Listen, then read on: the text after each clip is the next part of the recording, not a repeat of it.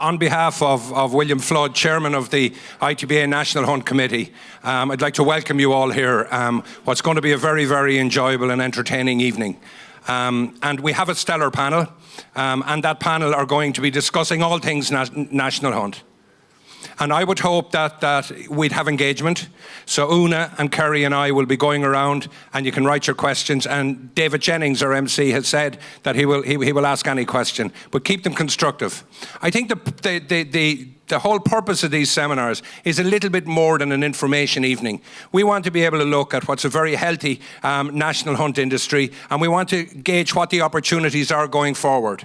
And we want to be able to say, well, okay, now is an opportunity for the ITBA, along with other stakeholders in the industry, to do something, whatever that may be. It might be nothing. We might be okay. We might be laughing all the way to the bank, as to say. That'll be up to David and the panel.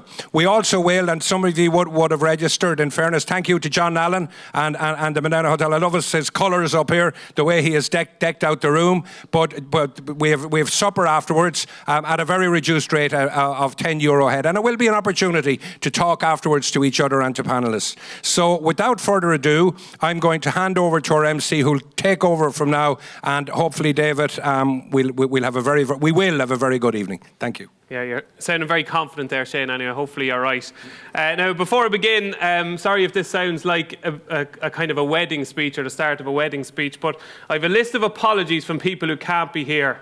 Gary O'Brien, Kevin O'Ryan, Hugh Cahill, Matt Chapman, Lydia Hislop and Nick Luck are all very sorry, Shane, that they were unable to take up your offer as MC for the evening. I'm only messing. He only asked Gary, Kevin and Hugh. Anyway, you're stuck with me for the evening, and I can only apologise in advance. My name is David Jennings from the Racing Post, and luckily for you, you won't be hearing much of me for the night. My job is like a referee. You shouldn't notice me at all tonight. It should be about the players that are up here with me. So without further ado, I'm going to introduce you to our star-studded panel for the night. So, kicking off with this guy, after the 2021 Cheltenham Festival, all anybody could talk about was the incredible treble he put up on ITV. Mrs. Milner, Tell Me Something Girl and Mount Ida all won. Unbelievable treble. Then after the 2022 Cheltenham Festival, all anybody could still talk about was the 2021 treble he put up, because he never tipped a bloody winner. Sorry, that's harsh. He's a superb judge, at the race's most prized possession, Joseph O'Brien's right-hand man, a breeder and a brilliant voice for Irish racing. It's Kevin Blake, ladies and gentlemen.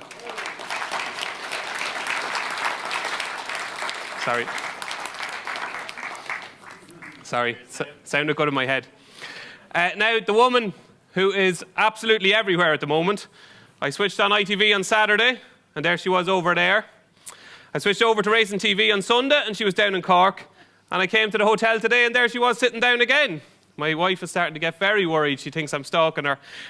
She's a top-class amateur rider who is now an even better pundit, and she's a successful breeder too. And she is absolutely everywhere because everybody wants her. It is Miss Jane Mangan.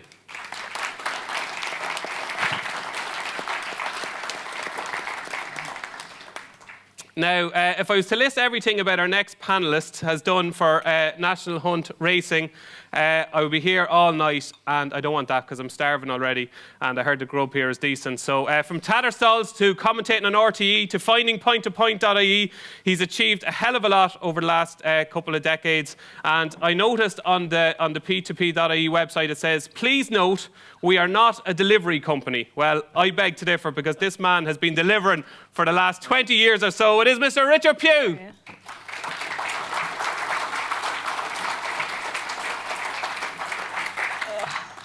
Yeah. Now, it all started with a filly called Handsome 10, then Saucy Society, and more recently he's bred Irish Gold Cup winner Bell's Hill and Group 2 winner Lemista, as well as a hatful of others. He's the patriarch of a thriving family operation at Yellowford Farm in Killa. It is, of course, Frank Motherway.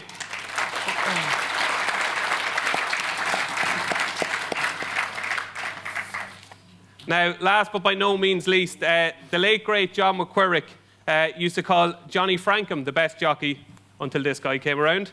My dad used to say Johnny Frankham was the best pundit until this guy came along. So I just hope he doesn't decide he wants to be Dunshaughlин's goalkeeper or something like that, because he seems to be brilliant at everything he does. He's the greatest jump jockey who's ever lived, and he has made a seamless transition from the saddle to the screen. When he talks, everybody listens. It is Ruby Walsh.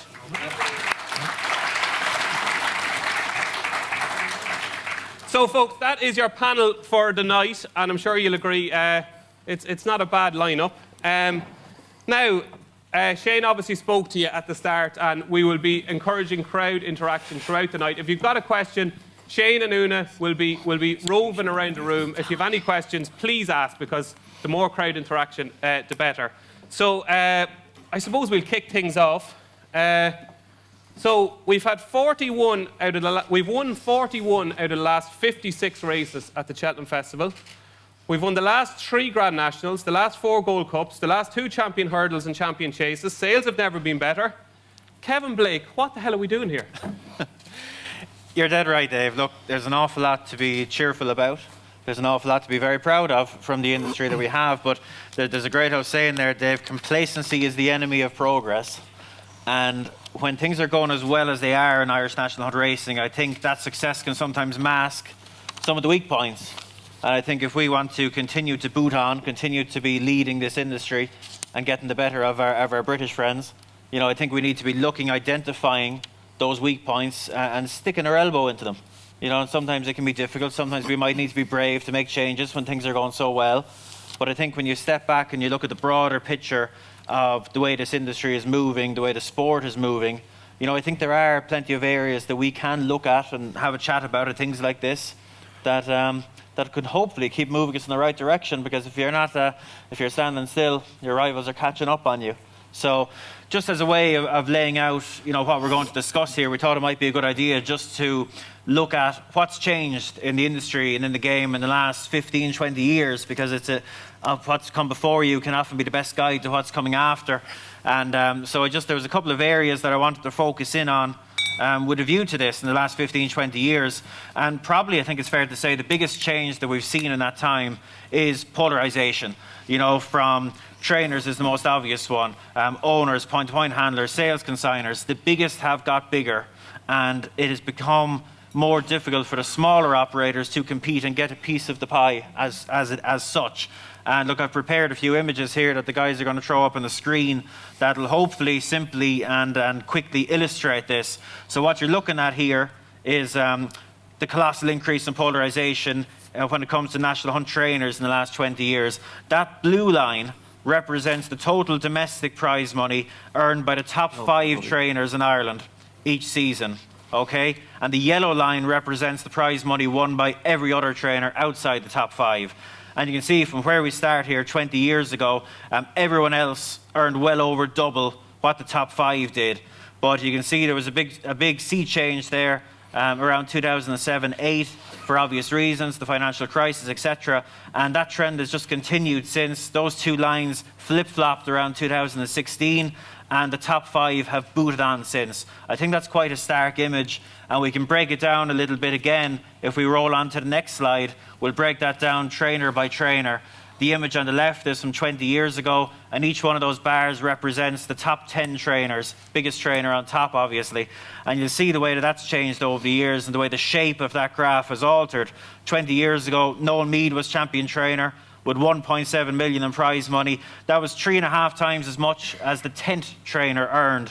Fast forward nearly 20 years, Woody Mullins earns 6.3 million, and that's 17.5 times more than the 10th place trainer. So the message in that is quite simple. The biggest trainers have got much, much bigger, and at everyone else below the top, they're struggling to get hold of a much smaller remaining piece of the pie.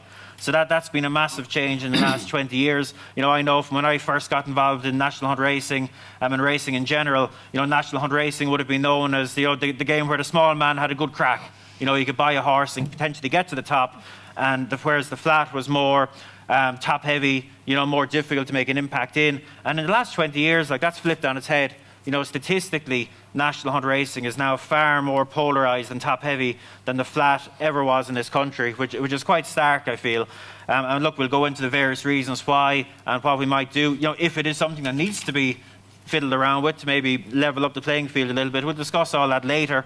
But the second point I wanted to talk about with regard to changes was something that's very relevant to everyone in this room, I'm sure, the sales and bloodstock sectors and how we prepare and sell national hunt horses and how that's changed in the last 20 years. Cast your mind back 20 years, the Derby sale. 54% of the horses in the Derby sale in 2002 were 4-year-olds. Now you just do not get 4-year-olds at the top store horse sales. There was 0 last year. I think there was 1 the previous year between the Land Rover and the Derby sale.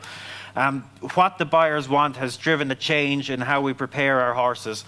Buyers want earlier horses. They want them as 3-year-olds. They want more work done with them because ultimately so many of the buyers want to buy and produce these horses 6 months or so later to win 4-year-old point points and sell on from there. So that change in demand has driven a change in behaviour in breeders, in traders, in consigners.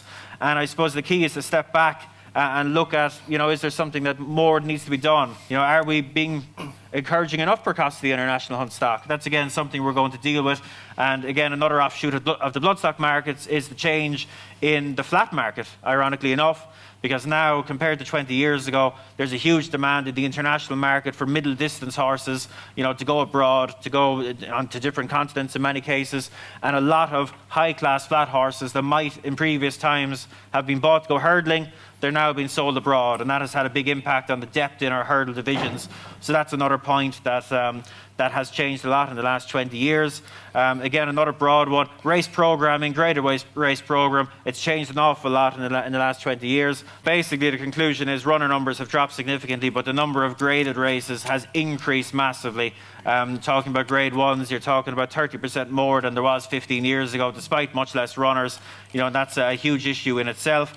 And finally, the change I wanted to mention, You're Dave, still not done. and I've got one more for you. Go for it. It's a broad one, guys. I know it's not. It's something that will probably lead to some rolled eyes in the rooms, but it's something we'd be very ill-advised to ignore. Is the changing attitudes to horse welfare? This is a massive thing. The way the world is moving. You can't have large animals in circuses anymore. SeaWorld was nearly closed down a few years ago. You can't cross the road without meeting a vegan now. There's a huge amount of emphasis. I hope we don't have too many in the room, do we? Doors that way, lads. But there's basically been a huge change in attitude. And while we're in the bubble, and we're all in the bubble, it can seem a long way away, but there was a few things that really opened my eyes on it. You'd all remember, I suppose, the documentary on greyhound racing a couple of years ago that RTE did. Massively damaging to the industry. Sponsors pulling out overnight. It was incredible, really, to watch that playing out. And then to an even greater extent for me, the Gordon Elliott situation last year. I always would have believed that, racing is a huge sport in Ireland, full of racing people, very racing friendly. It was remarkable to me how quickly the mainstream moved to criticise racing and attack racing. Not so much attack Gordon Elliott, but attack racing. Liveline, Claire Byrne, Matt Cooper. They weren't talking about, what the wrong thing Gordon Elliott did. They were asking, should the Irish government be giving funding to racing? Should racing be allowed to exist as it does? So just, to sum it up, I'd be very wary of ignoring that broader picture in everything we do in national hunt racing, because the biggest defence that we will have as a sport when that scrutiny comes and that pressure comes, and it will come, the biggest defence we have is our popularity.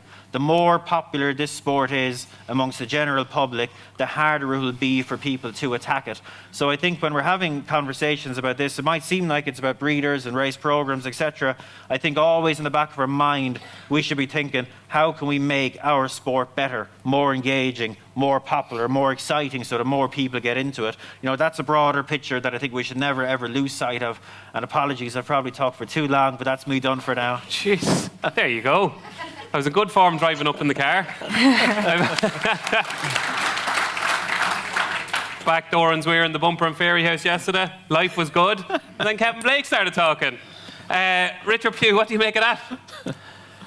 Yeah, Cheer me up a bit, will you? Well, the original question was why we were here, and I think Kevin has done a good job in explaining why we're here, because whilst there are huge positives in the industry, I could never have imagined in the 1990s that we could sit here with the Prestbury Cup with our name practically, engraved on it for the foreseeable future, not to mind what we've done in the past. But underlying that, there are challenges, and I think we all know there are challenges. Some of the data that Kevin has referenced is obviously relevant. One of the sort of relevant graphs, I suppose, I always point to is At the peak of Celtic Tiger, if you look at how the flat has recovered as we run out of, we're kind of in the next phase of the economy, if you like. You had Celtic Tiger, you had the crash, and then you have the next phase, and we're in that phase, which thankfully has an amount of growth in it, both for racing and for sales figures. But at the peak of Celtic Tiger, there were 35,000 entries made on the flat in 2007. That's the number of horses that were entered to run on the flat in 2007, 35,000. And by 2019, because every stat after 2019 is corrupt with COVID and whatnot, they were back to 33,000. So they had almost returned back to Celtic Tiger. They recovered well, they struggled to 2012-13, which we all expected, and they nearly came back. But in the national hunt world, hard as it is to believe, in 2007, whereas the flat had 35,000 entries, National Hunt had almost double. They had 69,000 entries in National Hunt in 2007. And in 2019, that was 32,000. It was less than the flat. Now, that's a crash and burn that would certainly concern me and everybody else. It's not fair to say that in isolation. It has flatlined. It got down there in 2016-17, and it is holding its own now. It's not still falling off a cliff, but it fell quite seriously off a cliff for a while. So that's one reason I feel we're here, to address that. What's fueling that? What's driving that? What can we do to help that? The second one that jumps out at me, and we briefly, the word staffing came up there, and I'm sure it will. If you go back to 2001, 20 years ago, there were about 119 national hunt jockeys. Today there's 120. There were about 60 flat jockeys. Today there's 70. There were 900 amateurs in 2001, 800 and something, sorry. There's 305 today. That's 600 lads not riding out 2, 3 or 4 lots a morning. There's where your people are gone. And I feel as a sport that was very, very accessible to people and to the equine world, it's not as accessible as it was. I see it through point-to-pointing. It used to be a very easy step in to ride in point-to-pointing. Now it's a little bit easier to show jump. It's a little bit easier to event. So from my point of view, why are we here? We're here because some of our figures are quite stark. Not all of them. We've some wonderful figures. But some are, and I think they need to be addressed.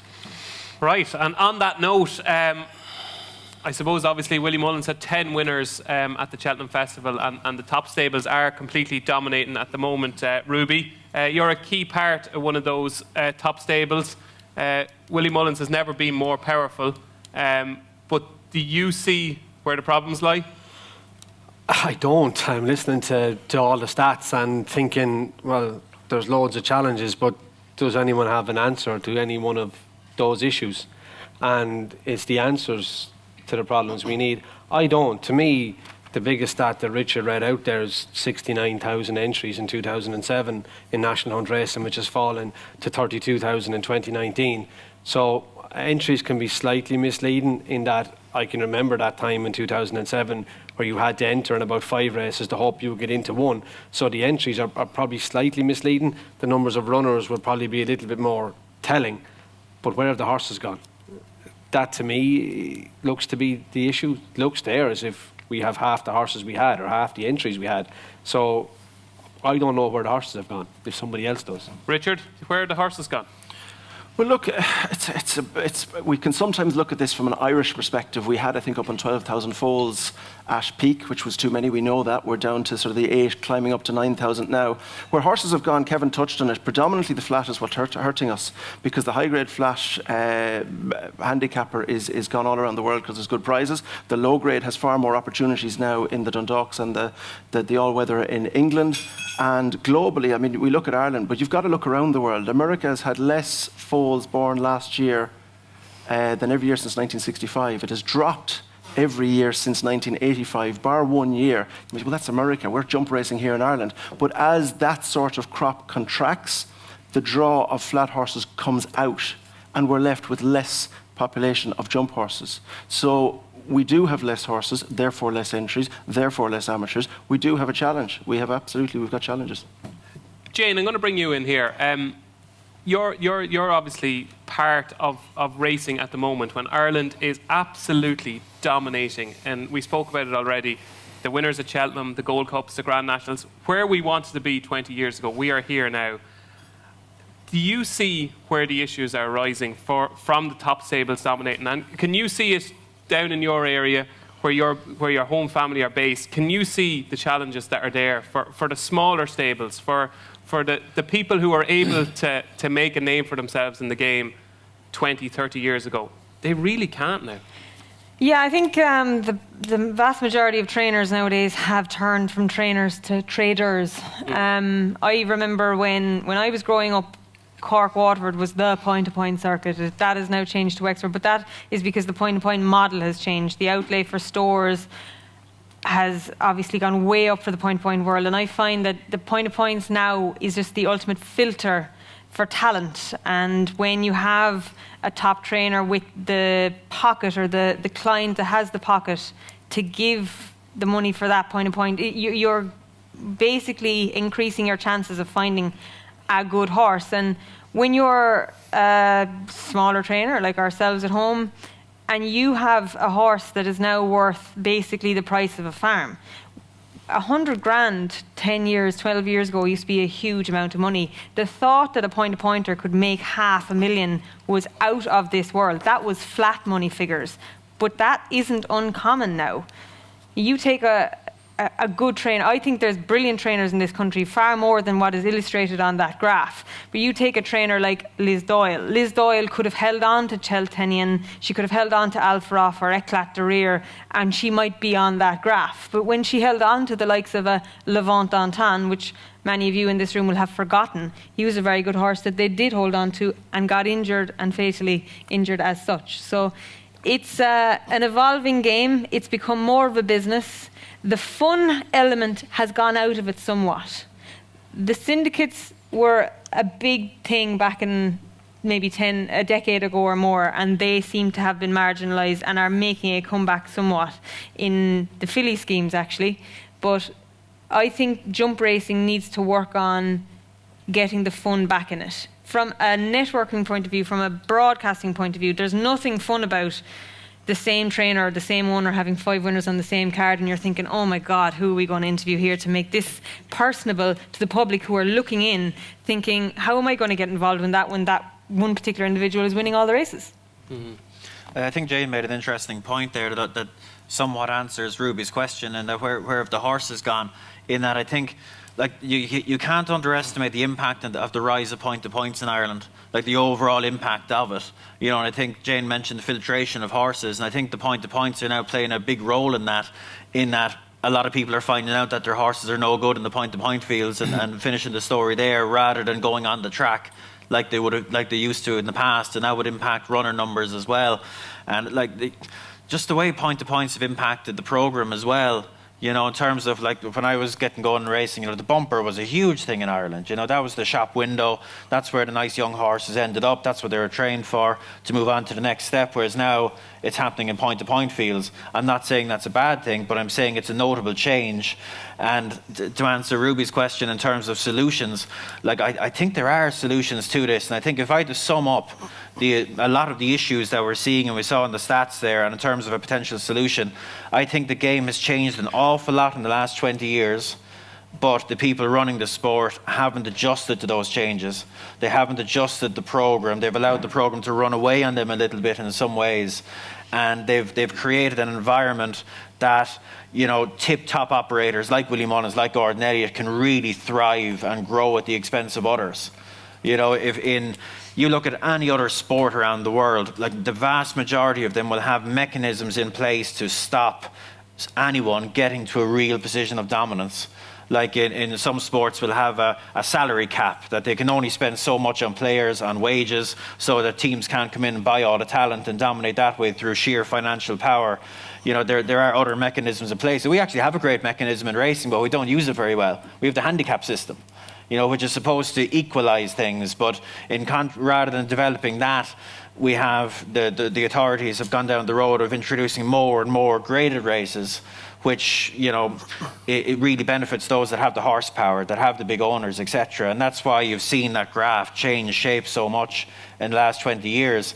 And, you know, you wouldn't dream of saying that Willie Mullins or Gordon Elliott should be penalised for being brilliant at what they do, but it's the regulator and the people that put the program together. It's supposed to be their job to make it a bit more equal and to give the guys with the less firepower a better crack at getting hold of some of that pie and making a living. So what would you do? What would you do to make it more equal?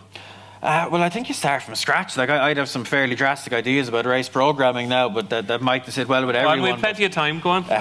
Well, like first of all, like I think, and it all feeds into going back to a point made earlier. When you're making all these changes and suggesting all these changes, it's not just about equalising things. It's about producing a more interesting and exciting product as well. Like I think bumpers have run their course in many ways. You know, I think having a Grade 1 bumper at Cheltenham is ridiculous. It slows the whole process down. Like the ultimate example I give when you're talking about the programme not having evolved with the way we deal with national hunt horses in this country is Envoy Allen. You know, he won a 4-year-old point-to-point before he'd even turned 4, bolted up, looked like an absolute rocket ship. You know, was clearly precocious, extremely talented. But because of the way we still have a race programme that caters to old store horses that don't peak until they're 9. You know, so he was able to have a full season in bumpers, a full season in novice hurdles, a full season in novice chases. And by the time he finally got to open company, he wasn't the same horse. Maybe he wasn't that good after all. Well, I don't know. He got injured at Punchestown, and then he finished his third in a champion chase. He didn't fall off the edge of the cliff like. Yeah, but the point is, I think these horses are precocious in the main. They'd be well able to get stuck into open company earlier than they are. But the programme, and I'm not knocking trainers and owners for doing it, because these people's job is to is to exploit the programme and earn as much as they can for their horses. But I think the whole process needs to be speeded up. You know, so would you just scrap bumpers altogether? Not necessarily scrap them. I'd definitely get rid of graded bumpers. Definitely. Because if you take away the champion bumper out of Cheltenham, all those really nice prospects, I don't think their owners and trainers will be too bothered about a season of bumpers when there's no big cherry of a Cheltenham Festival win. I think they'll have 1 or 2 runs in bumpers and go straight over hurdles, and they'll be running the Supreme Novice instead. But did Facile Vega beat an American Mike and James Escape at Cheltenham? Did that not add to the Cheltenham Festival? Of course it did, but they would have added to it if they were in the Supreme Novice or the Ballymore. You know, the core problem that we have, like, if you stood back and looked at the graded race programme in Ireland and England, it's not necessarily wrong. It caters for Grade 1 horses at 2, 2.5 and 3. The problem is we don't have enough good horses. We can't fill them. You know, there's too many races there, and the likes of Willie Mullins can sit back with a horse like Sir Gerhardt and go, OK, the Ballymore will be odds on in that. We'll run there rather than in what looks a deep Supreme Novice. When you have a situation like that, you know, it's clear that there's too many options and not enough horses. If we double the amount of good horses, great, it would work well. But we've too many options, you know, which is what we're seeing in the stats with the number of graded races having only gone up in the last 15 years. Ruby, I'm going to come to you in a second on that. But Richard, bumpers, yay or nay? Oh, it's a bigger question than that. Bumpers, yeah, and definitely there needs to be a change to bumpers because the Envoy Lane point is very strong. I don't like making it with Envoy Lane because ultimately he's gone the way he's gone. But where you take a 4-year-old at a point of points and you bumper him for a year because there's a Grade 1 prize, and you novice hurdle him for a year, now he's 6 because there's a Grade 1 prize, and you novice chase him for a year because now there's a Grade 1 prize, and he's 7 rising 8 when he takes his first foot out of novice company. He's about to rise 8. Dawn Run died aged 8 with a champion hurdle and a Gold Cup one. Desert Orchid aged 5 ran in that champion hurdle. Caught a Star won at Tingle Creek aged 5, and Honeysuckle, who didn't go that route with 5 champion hurdles to her name, is 8. The Envoy Lane model, which we're promoting and supporting, Sir Gerhardt is heading on that route, is encouraging a horse not to take 1 foot out of novice company until they're on the brink of Min8. So it does have a challenge. It certainly has a role to play in what I believe what should come out of today, which is a review of some of the things that have an impact. Everything is an ecosystem, and if you make one change over here, it has another change over here. So I certainly think it warrants a very strong look as to where we go with bumpers. Right, Ruby, bullet point 1, reducing bumpers and getting rid of Grade 1 bumpers. So that's what we're coming out of today. Do you agree or disagree? I wouldn't agree, but that's only my opinion. I was reared on bumpers, and I can remember when you had to win a bumper to have any value. I can remember Danny Harold in the late 80s winning 2 points, but only becoming worth 150,000 after he'd won 2 bumpers. He had to win a maiden bumper and then his winner's bumper to be worth that back in the late 80s. We were, as Jane said, but I think as Irish trainers, full stop, my dad as a trainer, they were all traders.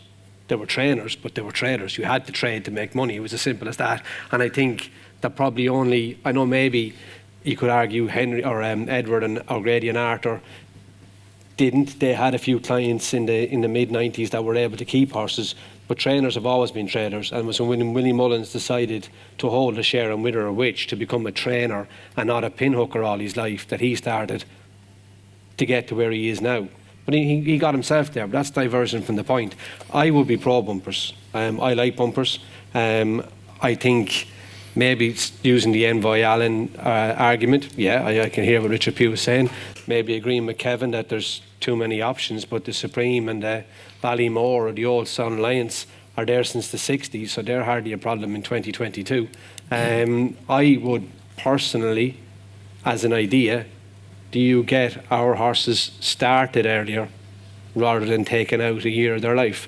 Do we allow them to mature for too long before we race them at all? Could you be racing them earlier so that they were bumper in 3 and 4? And then novice hurdling, novice chasing, open company. But I think you can also rush that. And I mean, for every Envoy Allen that didn't get there, there's a Glorious Victus who went too soon. So that can be, like any stat you put up, can be argued two ways. So look, it's only an idea, but could we race them a bit sooner? Could they all start a bit younger? I mean, look at athletes, human athletes, if you're going to equate them to anything. It's the way I would look at it. Kids start young. Could we start horses younger? That'd be maybe my answer to it. That's only an idea for me. Well, but, I don't think taking 1 year out, I don't think that's a good idea. Taking one whole bracket out. You're selling the dream to an owner, and we need owners to buy horses off. Breeders need pinhookers need owners. And if you're taking out one layer that you can win at, it also lessens the interest. We'll come to that point again in a couple of minutes. But Frank Motherway, Ruby Walsh has spoken about dreams there. You've began a lot of dreams, so you have, and the list is just, I was going through it before I come up here, like it's just incredible. When Handsome 10, I'm right, was the filly that started it all off. When it started, back at the very start, when the book was only beginning, I'd say from that point to now, you've seen some amount of changes over the years. I'd say you've seen it all.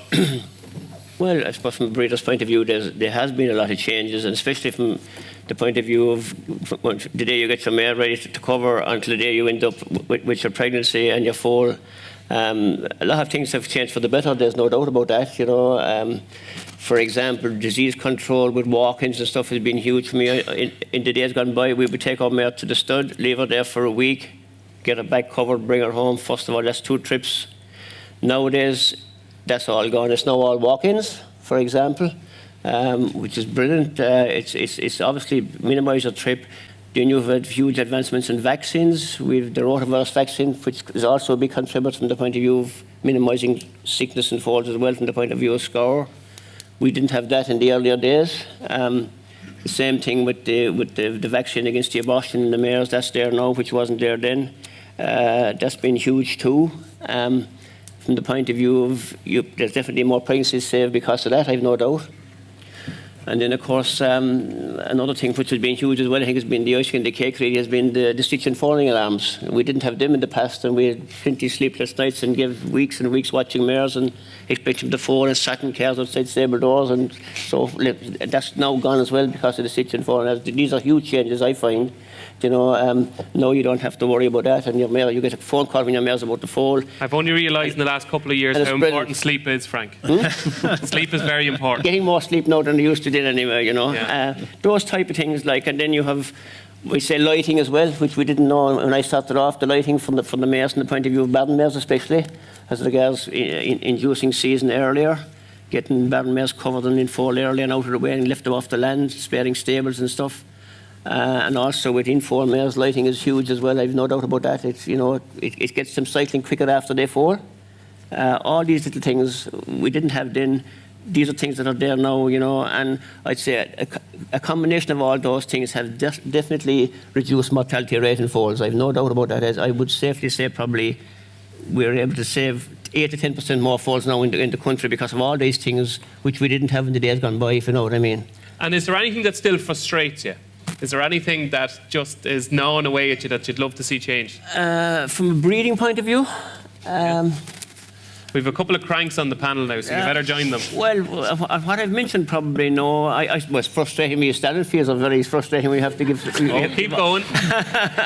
Keep going. We'll be warmed up now. I don't know if we can stay going because of the cost we have to give some of those standards now. We have to mix and match. We have to we have a budget at the beginning of the year, and we decide, well, there's X number of mares to be covered, there's a budget to be spent. We'll obviously send some more better mares to the better standards, but at the same time, we have to use some of the lesser standards to keep it in our budget. So that's the only way you can get over that frustration, I suppose, really, you know. Other than that, I suppose, thankfully, trade has been reasonably good. So if we're able to sell foals goodly enough, there's a good, strong trade for foals. So from that point of view, I suppose the future looks bright enough, I suppose. There's an appetite for stock. And so from that point of view, we'd have to be sort of inclined to say we'll crack on anyway and keep going as long as we can. So the future is bright at the moment. By the time you're leaving here, that might have changed. It looks bright enough anyway, I suppose. But these type of things, like, are things that sort of, all these little things help. And if there's an appetite for stock, you're encouraged to stay going, I suppose, there's no doubt. Absolutely. Well, we're delighted that you're here with us tonight anyway, Frank, and it's great to have your involvement, and there's certain issues that Frank will be talking about. We've loads of questions for him, and don't forget to send in your questions throughout the show. Send in your questions for any one of the panel, and we'll be delighted to answer them. We spoke a little bit about the top stables, Dominate Richard. Just as regards prize money and where it's been aimed, I know there's one element of that is kind of annoying you. Yeah, look, I was on one of these in 2016, and I raised the point that I think at that time in England, the winning most horses in England were Q Card, Sire de Grugy, and some other leading horse of the day in England. And the winning most horses in Ireland were Long Dog, Quick Jack, and something similar. Because in Ireland over the last number of years, the allocation of prize money, if you like, it has pivoted strongly towards the handicaps. So strongly that the bottom rated horse that got into the Galway Hurdle back in 2000 was rated 81. That's unbelievable. It is unbelievable. There weren't many around the 81, but there were a good few in the 90 and early 100 mark. And the bottom rated horse in the Galway Plate, I think, was about 102. And those horses got a run. And whether we like it or not, that was the small man's Gold Cup. They had a realistic chance of participating in a race that had a dream attached to it. You will never get one of Aidan O'Brien's Derby winners in a Premier Handicap in Galway Mile, for instance. But you could get a horse with Champion Hurdle or Gold Cup potential or expectations. Let it be Jack Adam, Road to Riches, on his own, who was beating a short head in Thyestes, or in a Gold Cup running in a Thyestes. You can get these horses turning up in handicaps, and we're pivoting horses from grade, not so much grade 1, but certainly an amount of it, but strongly grade 2 and 3 into the handicaps, because that's where the prizes are. If you go back to the year 2000, the only handicapper in the list of winning most horses of that year was David's Lad in the top 10. He'd won the Irish Grand National, he's entitled to be there. Now, the only horses that are above the handicappers in the top 8 are dual grade 1 winners. The handicappers are now creeping up to be the winning most horses. So if you're Willie or Gordon trying to be champion trainer, or if your owners are trying to be champion owner, or if you just want to commercially do better, winning the Galway Hurdle, the Galway Plate, the Paddy Power Chase, and all these big handicaps, you've got to pivot your good horses into them. And it's a bit like what Kevin's saying. You can spread your wares now to be sure that you get the prize money over here and you get the glory over here. The prize money and the glory should be attached, in my view. I think the grade 1s should be worth the most, should be coveted the most. And if you're going to go for a handicap, you have to accept that you're going to earn a little bit less money in a perfect world. So now, how much should the Galway Hurdle be worth then, in that case?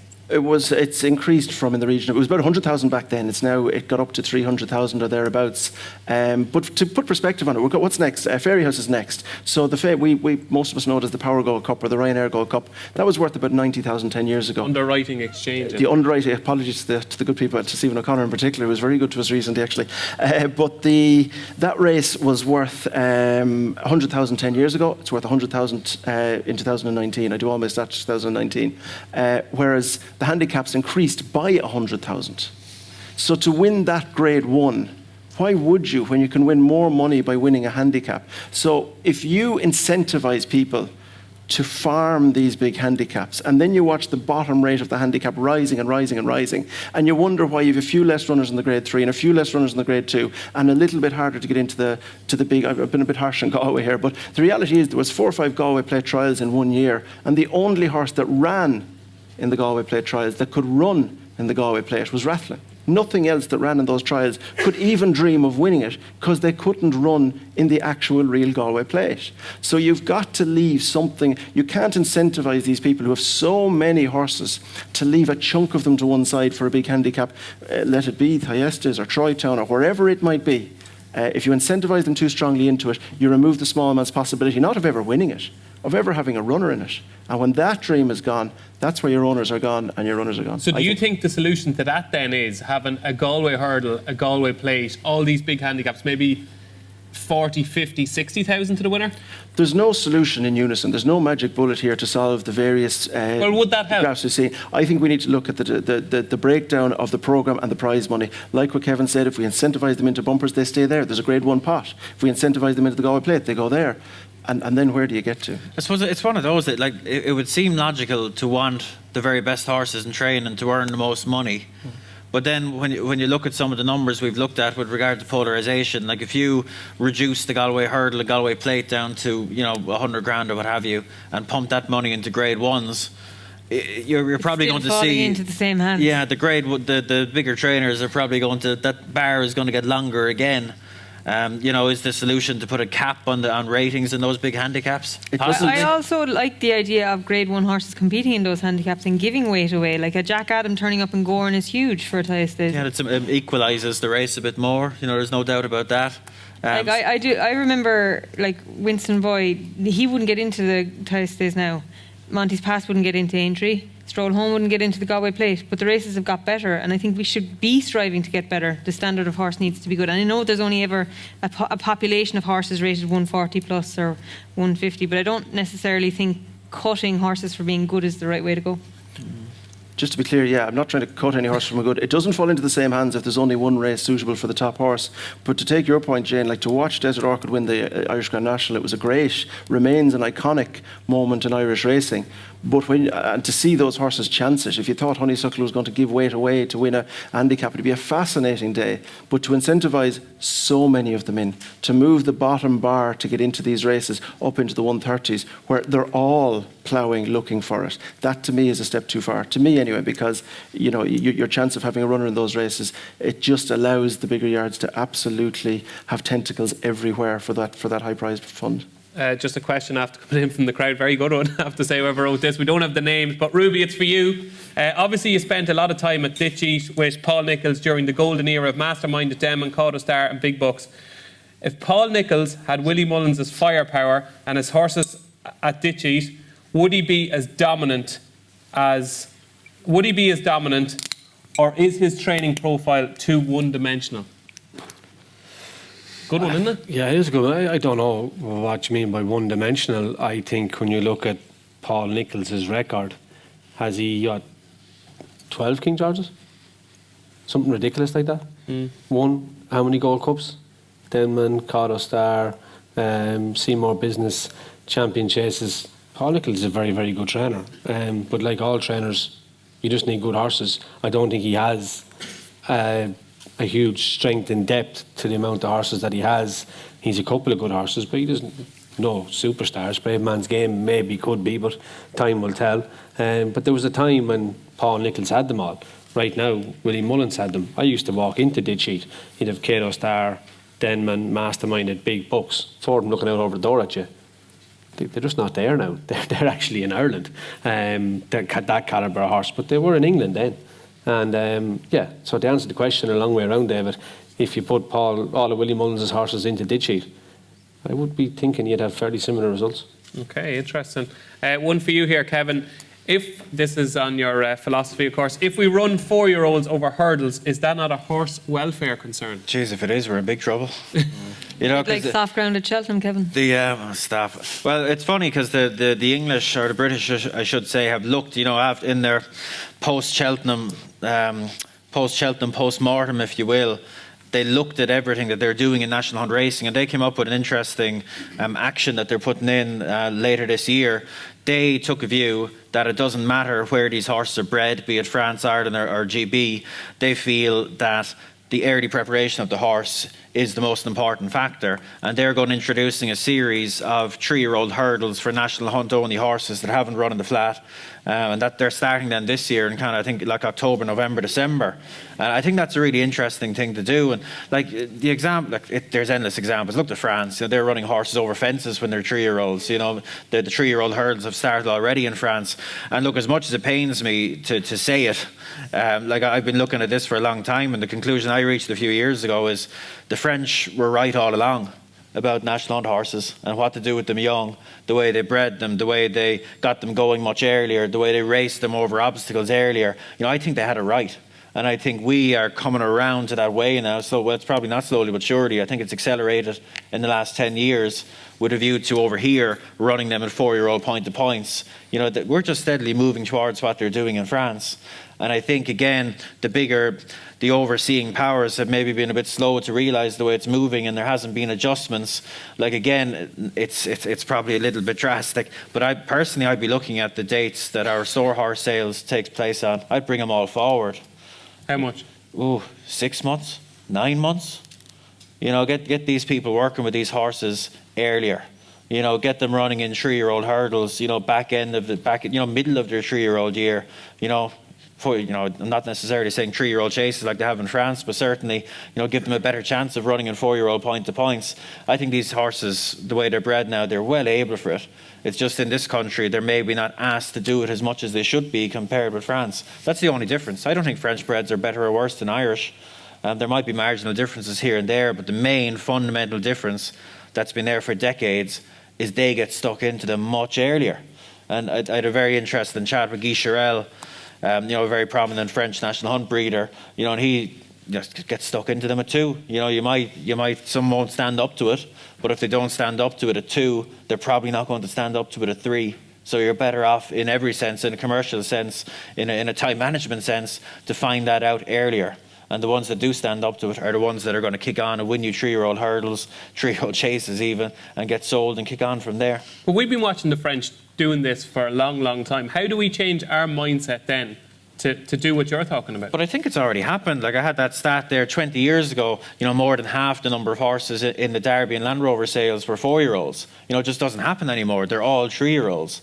I know there was a big push maybe 10 years ago for there to be more work done with store horses before they go to the sales, more driving and long range, etc.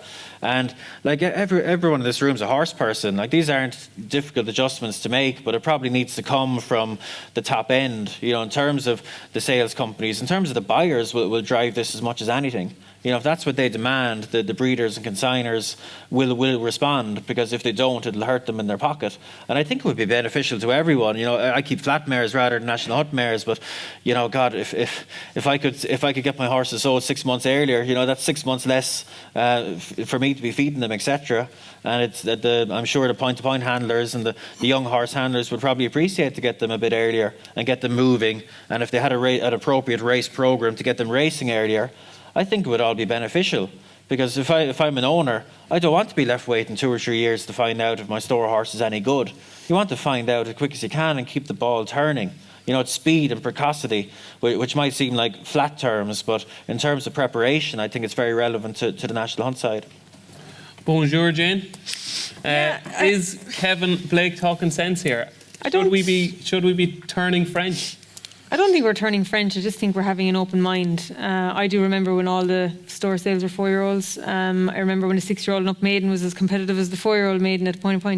Things are changing, times are changing. Yes, horses' physicalities are different, and if they don't stand up to being broken at 2 or getting stuck in a tree, you can back off because the race programme is still going to be there for them anyway. But I don't think I could stomach pulling the store sales back 6 months, because lest we forget, yards are full of foals being delivered around that time. I think I'd just go full hog and bring it back to 2-year-olds at the store sales, along with 3-year-olds, that you have that option. And Richard is Mr. Tattersall's here, so you'll tell me if I'm talking mad or not. But just from a seasonal point of view, all year round, horse people are busy with different times of the year, and there's a set time of the year for store sales. And I think if you were just going back 6 months, you may as well just do the whole hog and go 12. Is that mad? Well, Rich? Well, listen, at the moment, we're looking at running the Derby sale against Leopardstown at Christmas, so that's going to be a struggle. 28th of June, to go back 6 months from the 25th or 8th of June. Well, Frank Motherway's up all night. It could be a bother. Exactly, so we might just swerve that one. Look, the core point here, which we run data every year in P2P, every single year, to see what are the 4-year-olds doing, how have they been getting on, how is the crop of 2005, 2008, 2012, how is it performing? And the 4-year-old stats, I'll drive them out so strongly to try and support the sport as much as I can. And the 5-year-old stats, I don't mention them so often because they're not as strong as the 4-year-old stats and the 6-year-old stats. They actually have been since COVID because you have horses being carried over, if you like, because they didn't have the opportunities. But if you go back to, I hear it a lot, Tom Draper waited till they were whatever age. Tom Draper ran Arkle in 2 4-year-old bumpers. And he was chasing by the time he was 6. Cotto Star ran as a 4-year-old, Don Run ran as a 4-year-old, Desert Orchid was Cotto Star ran as a 3-year-old. 3-year-old, there you go, better again. So Best Mate ran as a 4-year-old. The real champions of our sport, Faugheen and Best Mate, Denman is the exception. But he is the exception. He ran at 5. Very few of them. I see more Simon Sigs than Denmans if they take that long. They're hugely talented, but it's not always simple for them. So certainly the soundness, the real core soundness. As Jane said, you can start, you can back up if you need to, but you can come again. But the stats on horses that run at 4, remaining sound for longer is better than if they start later. They don't remain as sound for as long. So if they're taking their training early at the age of 3, 4, whatever, the difference now, like the point-to-point guys are getting a huge amount of credit for what they're doing, and they deserve it. To be able to take a store and run them at the age of 4, it's quite the skill set to be able to do that. But what doesn't get maybe the full of its credit is the store producer with the amount of work that they're doing before the point-to-point man ever picks up the horse, because there's a lot more done now with the store in terms of preparation, handling, the ability to, you see on your social media, the week after the Derby sale, they're sitting up in these horses, they're trotting them down the laneways, they're starting to pop them in a week or two, because the horses are naturally accepting people and they've had good handling and they've a level of fitness, to be honest. And then the point-to-point person takes it onwards from there and does that very well. But that soundness has worked at 4. And Ruby's asked if it would work earlier, age 3. Certainly, if the French are doing it, I think we've nothing to lose by that. And the results come through earlier, and the breeder gets to see earlier what the progeny of their mare is, and perhaps gets the reward a little bit sooner. One of the things I hear most about the breeders from the National Hunt world is by the time the good horse comes through, maybe you don't quite get the reward from it. It can sometimes come too late. Frank, how would all of this suit you?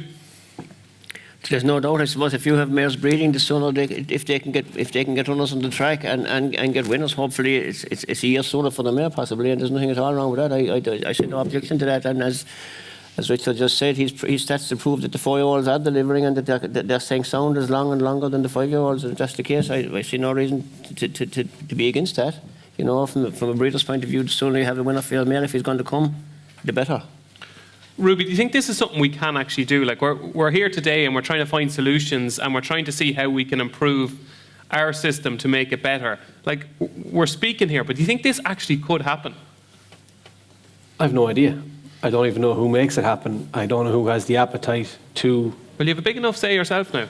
Which I can say it, but I can't implement it. I think one thing you would have to be very careful of, though, is you can't just make whatever programme of races you would put in place for these horses to run as back-end 3-year-olds from October time. You would have to eliminate the unraced Galileos, the unraced Camelots, those calibre of horses, because you don't want what's predominantly a national hunt bred horse having to take on a faster, sharper, flat horse.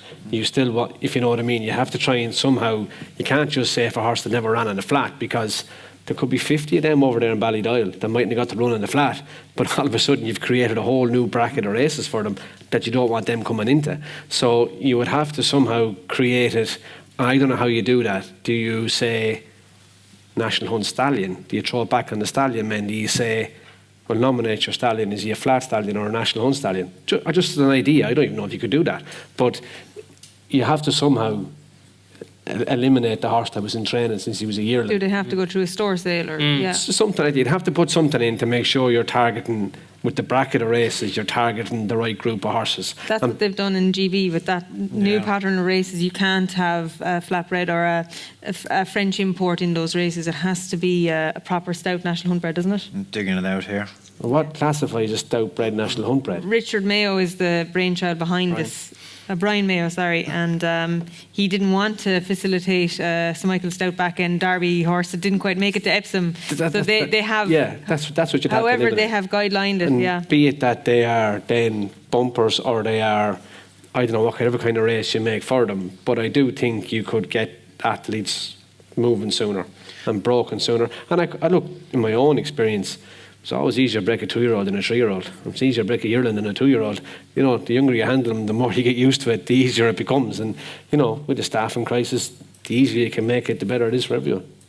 You have the answer here, Kevin, have you? Well, I'll read it out. So, entitled Junior National Hunt Development Hurdle Races and open exclusively to 3-year-olds from October to December and 4-year-olds from January to April. The races will run from mid-October to the end of the 2022-23 season. They will be open to horses that have not previously competed in a flat race or a jumps race, except for a National Hunt Flat or Junior National Hunt Flat Development Hurdle Race, and will carry the same status as bumpers or point-to-points in that winners will not be precluded from competing in novice hurdles during the following jump season. So I don't know if they have a provision to knock out those horses. They might have to think about that. It doesn't read like it is to me, No, but maybe it is there somewhere. But that would have to be, for national hunt horses, would have to be the inclusion, because in fairness, like, it'd be a fair easy one now for a couple of backward 3-year-olds by great stallions to get themselves on the map. So But mind, how many of those end up being real good horses over jumps these days? you probably want it to work. So straight away, if the first 3 races are won by horses with those kind of pedigrees, before this starts, it'll be flattened. So you'd want to be careful from the outset. Now, I don't know, as I said, exactly how you make that work. I'm not sure. Interesting, something to work on. Kevin, a question from the crowd for you.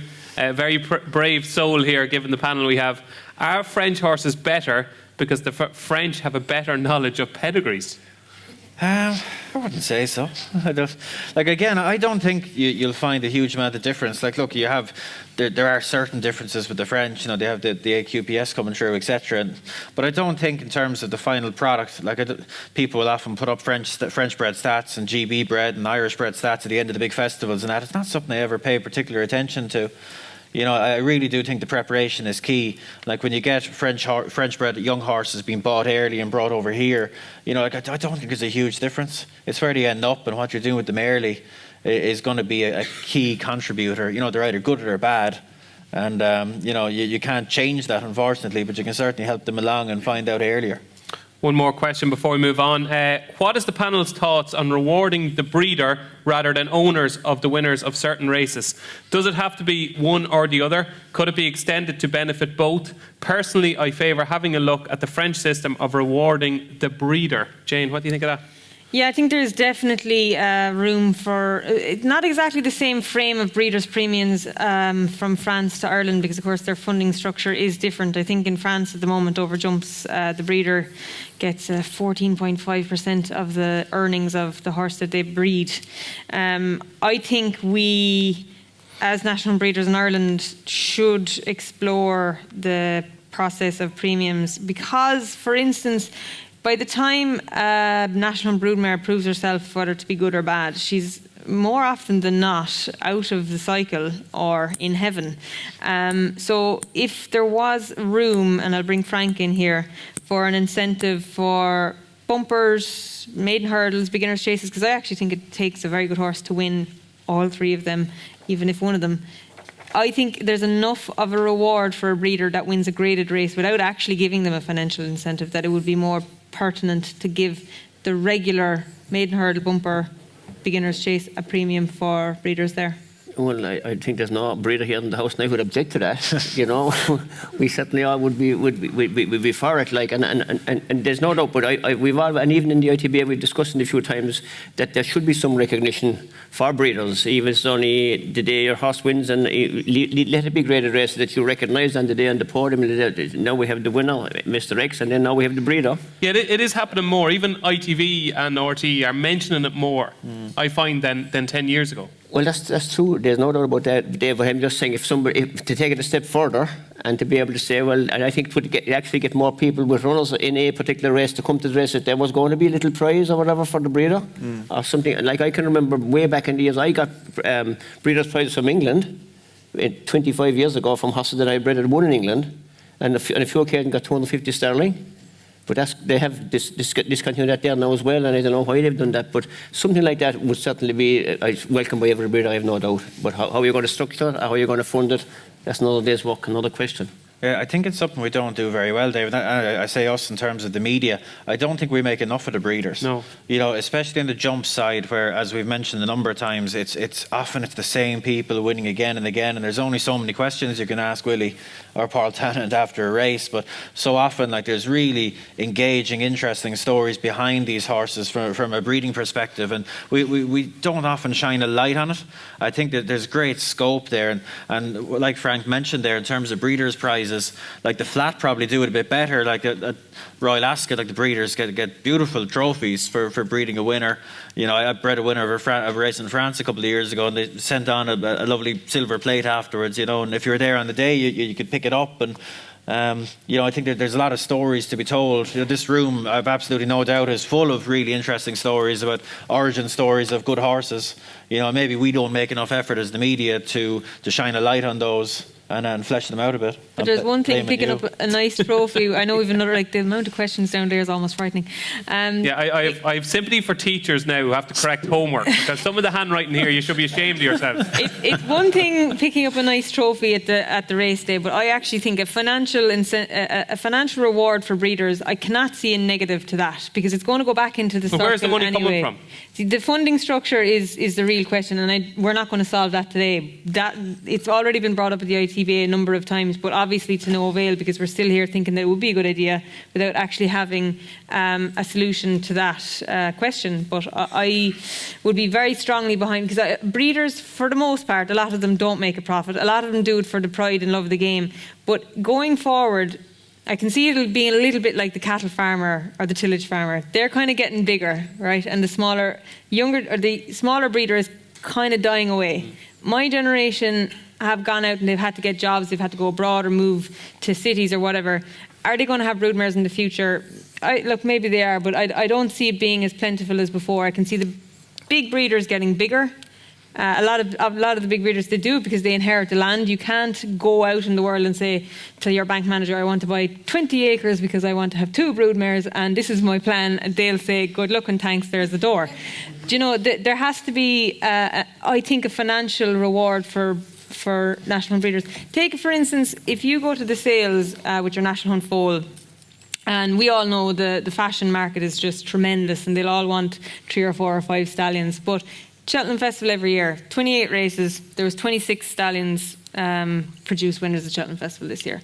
How many of those horses that were produced, how many of those breeders actually made money from those horses? And how many of those broodmares are still active in those broodmare bands? Probably very little.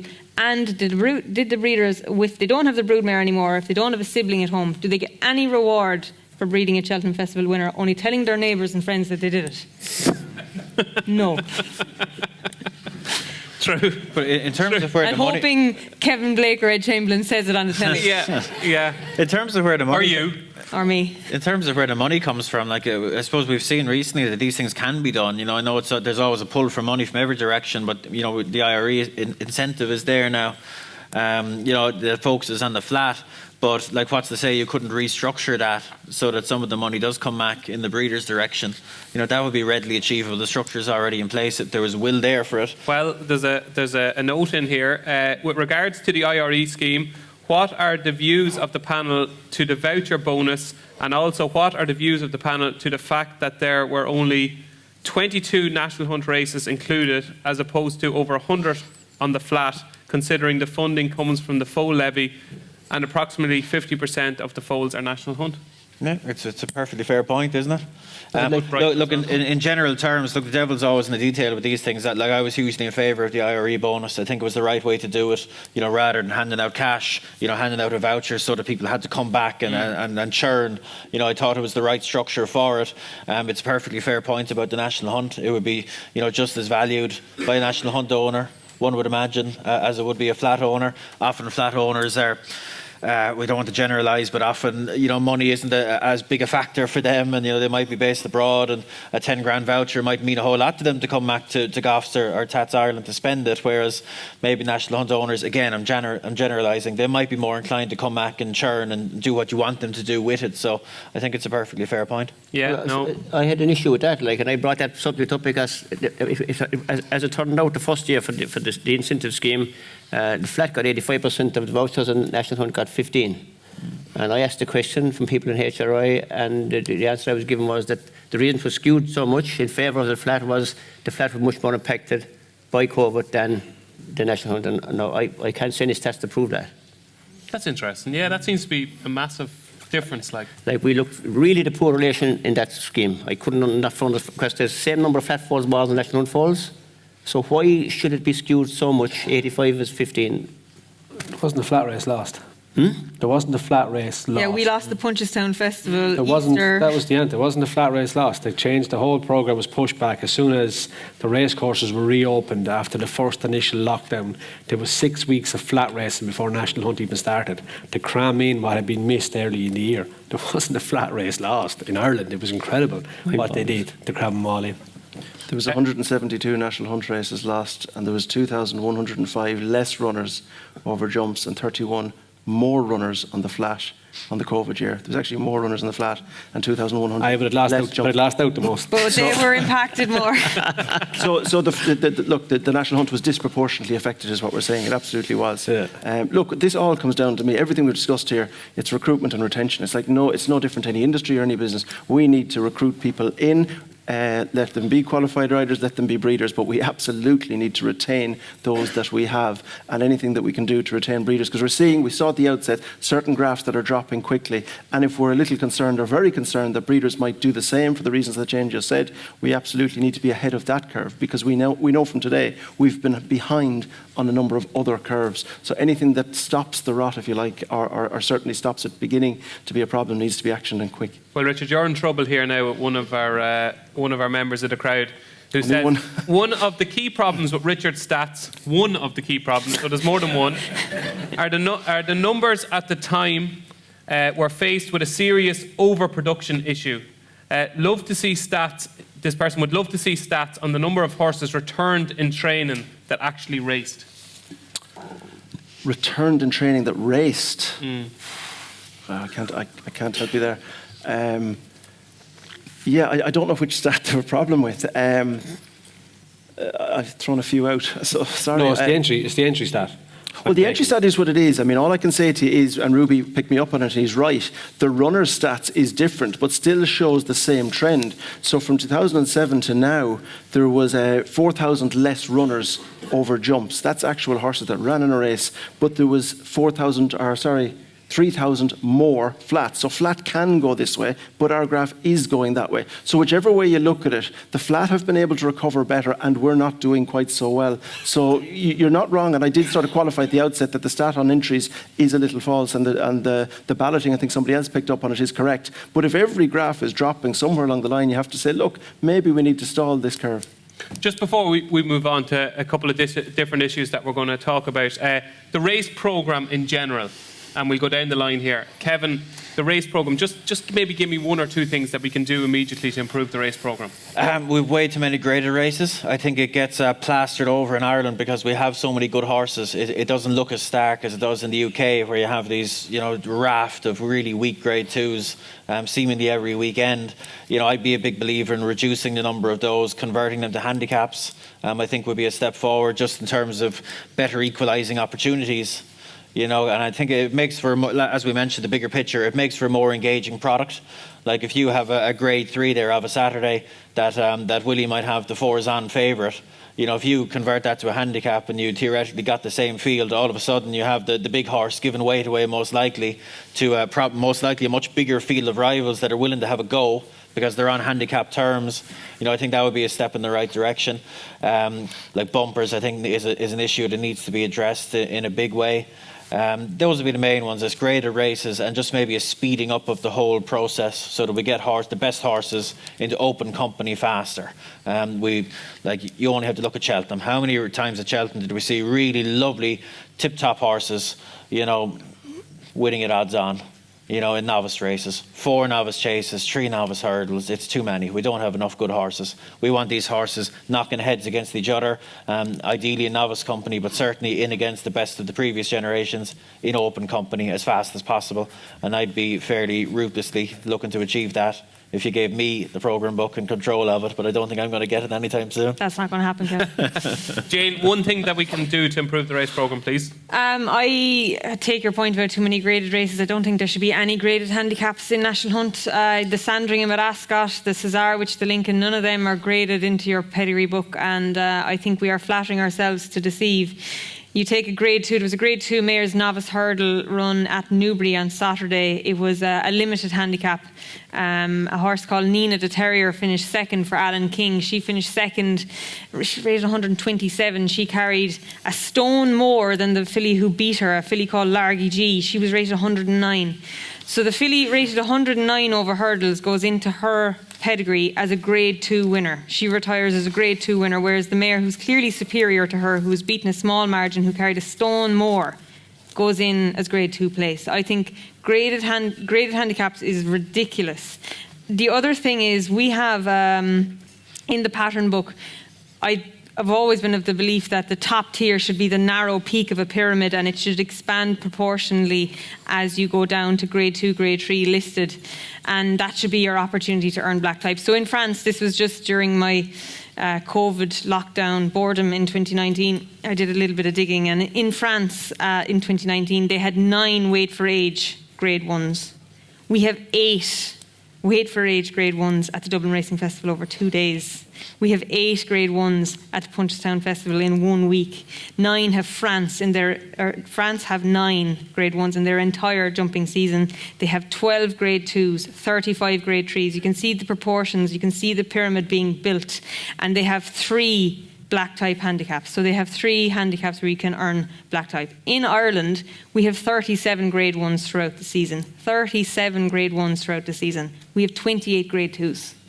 We have 52 handicaps in this country where you can earn black type in handicaps. 2 years ago at the Dublin Racing Festival, Delta Work won the Irish Gold Cup. So he went in as a grade 1 winner on his pedigree. Glamorgan Duke won the Leopardstown Chase for Paul Gilligan, carrying a bottom weight of 10 stone. He won the grade A Leopardstown Handicap Chase, and he goes in as a grade 1 winner, the very same in the pedigree book as Delta Work. That does not make sense. The opportunity to earn black type in Ireland in 2019 was 12.5% for the population of runners, in contrast to the races of black type that are run in this country. 12.5%. In Britain and France, both the very same percentage, 6%. So we had double the opportunity for our horses to earn black type. And while it looks lovely in our pedigrees that we have all this black and it's beautiful and we go to the sales thinking we're going to make loads of money, we're only flattering to deceive ourselves. Because how many times have each one of us looked at a French page, and it could be by something we've never heard of. At the time, it was probably Denim Red. And you're thinking, how did Denim Red get something so good like Undassault or an Energumene from this page that has produced no black type? Well, just ask yourself, how much opportunity have they got to win black type in France? Chances are, if you win a black type in France, or if you win a grade 1 in France, you're a champion, because you're one of only 9 grade 1s in that season. So that's my little bit of a nitpicking. Somebody there thinks that we can't read pedigrees. We can read pedigrees. We know what we're doing, but we're only fooling ourselves if we think that handicaps is actually graded races. We're only fooling ourselves. I've done that plenty of times, Richard Pugh. This race programme, Kevin and Jane both make very valid points. Stratton, that you can add to it? I just think we're in such a stage of evolution of the national hunt industry. So much has changed in the last 20 years that I'm not even sure the previous 50 or 100 would match. And I think maybe, without being specific, we could just step back and take a look at where is the horse population, Where have they pivoted to? Let it be handicaps grade 1s, 2s, 3s. Where's the prize money been allocated to? Where is the change with us now training 4-year-olds going through point of points? What is the behaviour change of the people who have these horses, and then step back and say, are we fitting it correctly? Because some very valid points have been made. I don't think we're going to hit on the single solutions here now, but it probably is, given the stage of the evolution we're at, given some of the graphs that are dropping, time to just pause for thought and see what is the right change to make based on the very many behavioural changes that are not looking well on a graph. Frank, from a breeder's point of view, is there anything in particular that you'd like to see change to the programme? Well, I think I'd have to agree fully with Jane. I could never understand why, if you take any of the big handicaps in Galway as an example, why a horse carrying 2 stone less can get grade 1 status for winning a handicap, and a horse is definitely superior. Carrying 2 stone more is 3rd or 4th and doesn't get the status that the graded winner of the handicap gets. To me, again, that makes no sense at all. Like a graded race, for me, they should be on a level with for most of those races, because then you have the real champion, potential champion winner. The winner is definitely the champion. They're all the same weight. I can never understand why. If you said 50, was it 50, Jane, you said, of those handicaps carrying, getting grade, could get grade status? Yeah, like the Kerry National is a grade A handicap. It goes in as a grade 1, because I had this little bit of a debate with Weatherby's already.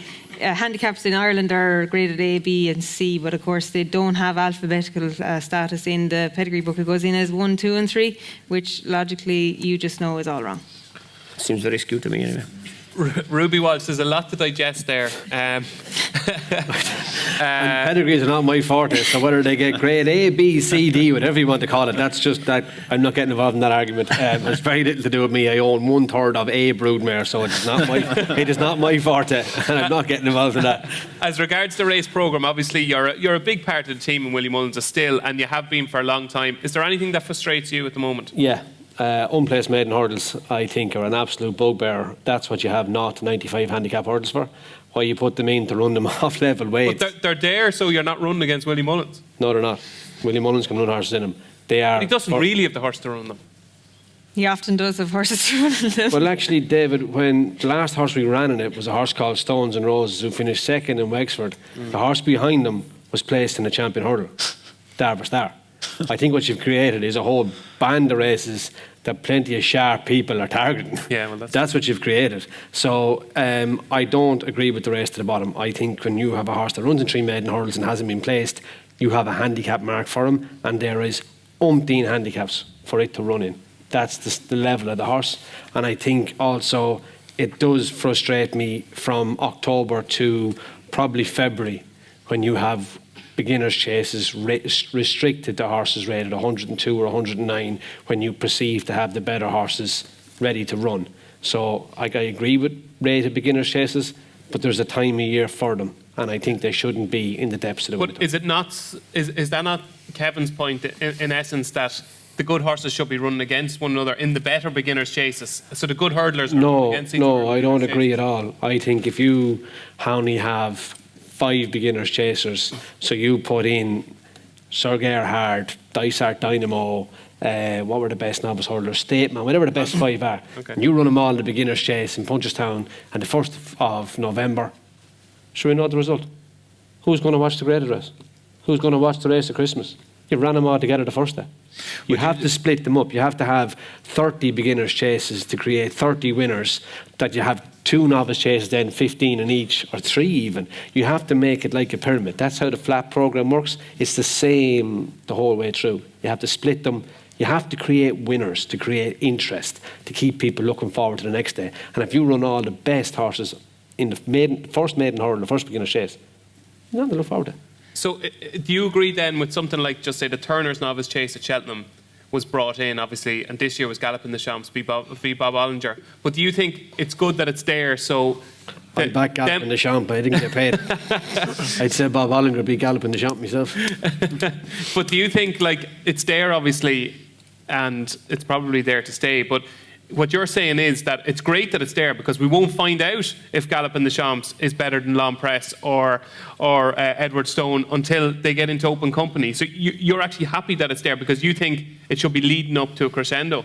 I said beginner chases. Is where I started. But I'm broadening the point. You've taken a point of your own agenda. I said at the beginning that you had to have numerous beginners chasers, so you have numerous winners, and it comes to a crescendo at Christmas, or it comes to a crescendo at Cheltenham, and then on to Punchestown. Do I agree with the Turner's novice chase? It's not probably there to stay. It's definitely there to stay. The question mark is, will there be another one if there's a 50? So it's definitely not going to go anywhere. It's going to stay there. Just in terms of the beginner chases, Ruben, they seem to be moving towards the way they do it in England in terms of letting them run off their mark in certain conditions. Would you be would you let them run off their hurdle mark straight in the handicaps like they do in the UK? That would remove the need for those rated beginners. I would say when you look at the English programme and the way English national hunt racing has gone, you should look at it and do nothing that they're doing. Yeah, that's a good point. In Ireland, it's only rated. Just a hello to our UK viewers there. That would be that facilitates that horse. If you want to win the race to the bottom, replicate what they have tried to do in the UK. But that's how you win the race to the bottom, and we don't want to get there. We have unbelievably talented horses in competitive racing. I don't see why we want to even thinking about running them off their handicap hurdle race. Horses can be so different. Look at Put the Kettle on. Like as a handicap hurdler, she was 100 and what? 116. She won a champion chase. They're two different disciplines. So why you should even consider running off the same mark in one or the other, to me, makes no sense. You'll be stuck with your rated beginners chases, so. I think, to be fair, I think you'd have them in the summer. There's a time of year for them. If you're rated under 109, unfortunately, that is the time of year for you to compete. And look, I'm not dishing down on bad horses. We have them winning Mullinses too. And the first thing we say is that's Tremor in August. You have to bracket your horse and race your horse and pick where you can win a race with it. That has to be done too. That's part of the skill of training. And I just think that you need. The winter time is national hunt time, should be for the best horses. That's only my opinion. I just think there's a couple of points within that. I think lower grade jump horses sometimes want soft ground, and they sometimes are winter horses. They need an amount of opportunities. That's the case. The beginners' chases I could live with. I thought watching an Ergamine and Shishkin, which didn't materialise in Cheltenham, has been a rematch. You know, it wasn't a given that one would beat the other. I'd love to have seen it happen again. I think we all would have. So if Sir Gerhard met Dysart Dynamo and beat him, and there was a change of tactics and Paul had to choose one, that would be intriguing in itself.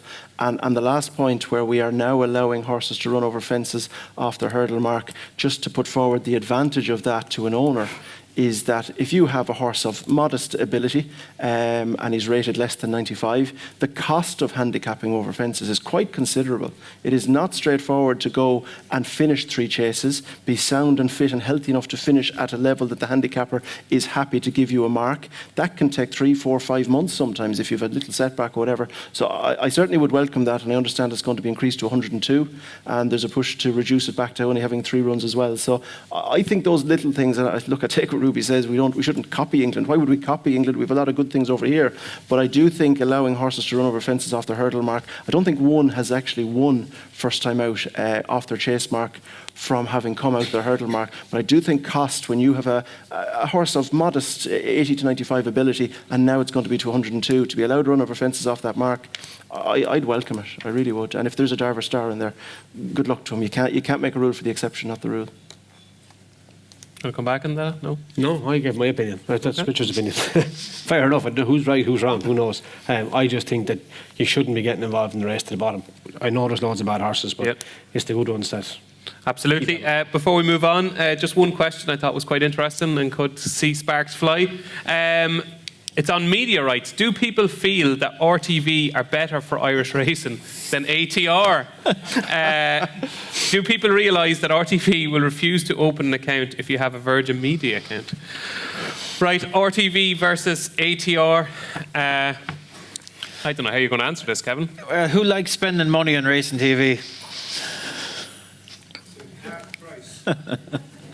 And sure, look, these rights are up for negotiation at the minute. The process is going through, so with a view to what happens from 2024 onwards. And sure, look, it'll be interesting to see. Look, my view, and it's very hard to be unbiased because I suppose I'm on one side of the fence and Jane and Roop here on the other side, but my view, trying to be as unbiased as it could be, is always, accessibility is the big thing, especially in this country where we have an awful lot of people who aren't day-to-day racing followers, but their brother might have a horse. You know, their cousin Johnny might have a horse. Ah, geez, running at Dundalk on Friday, turn on 415 there, and they can do it in most cases. You know, I don't think these people are ever going to take out subs, unfortunately. You'd love that they got there in the end, but I think accessibility is a huge thing, and since it's gone to racing TV, I think we've lost some of that. Difficult thing to measure.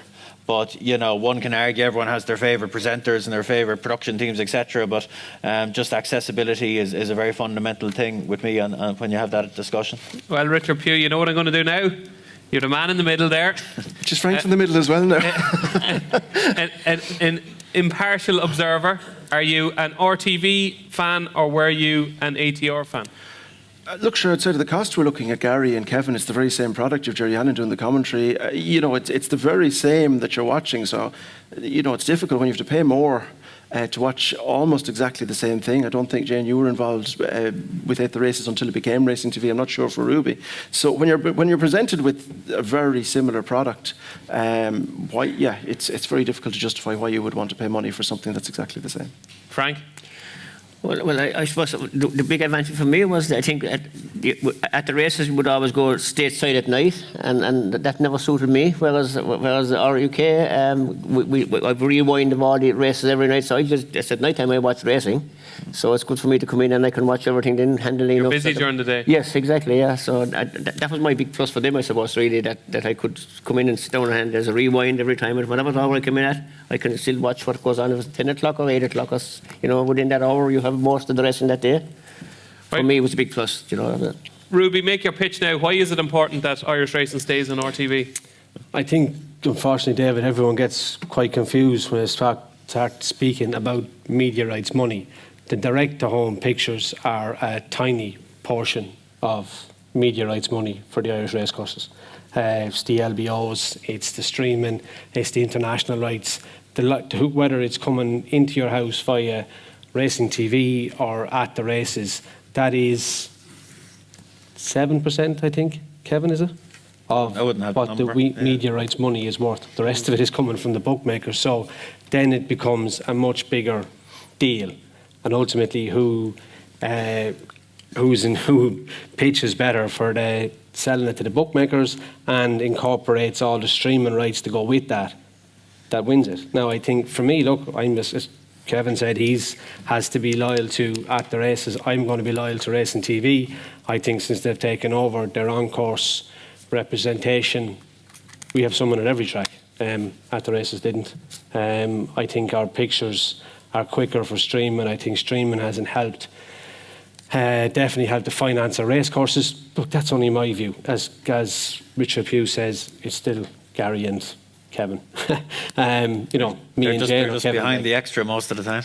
Maybe, but if you watch it on extra, watch whatever you want to watch. Look, I'm a Racing TV man. I'm an RMG man.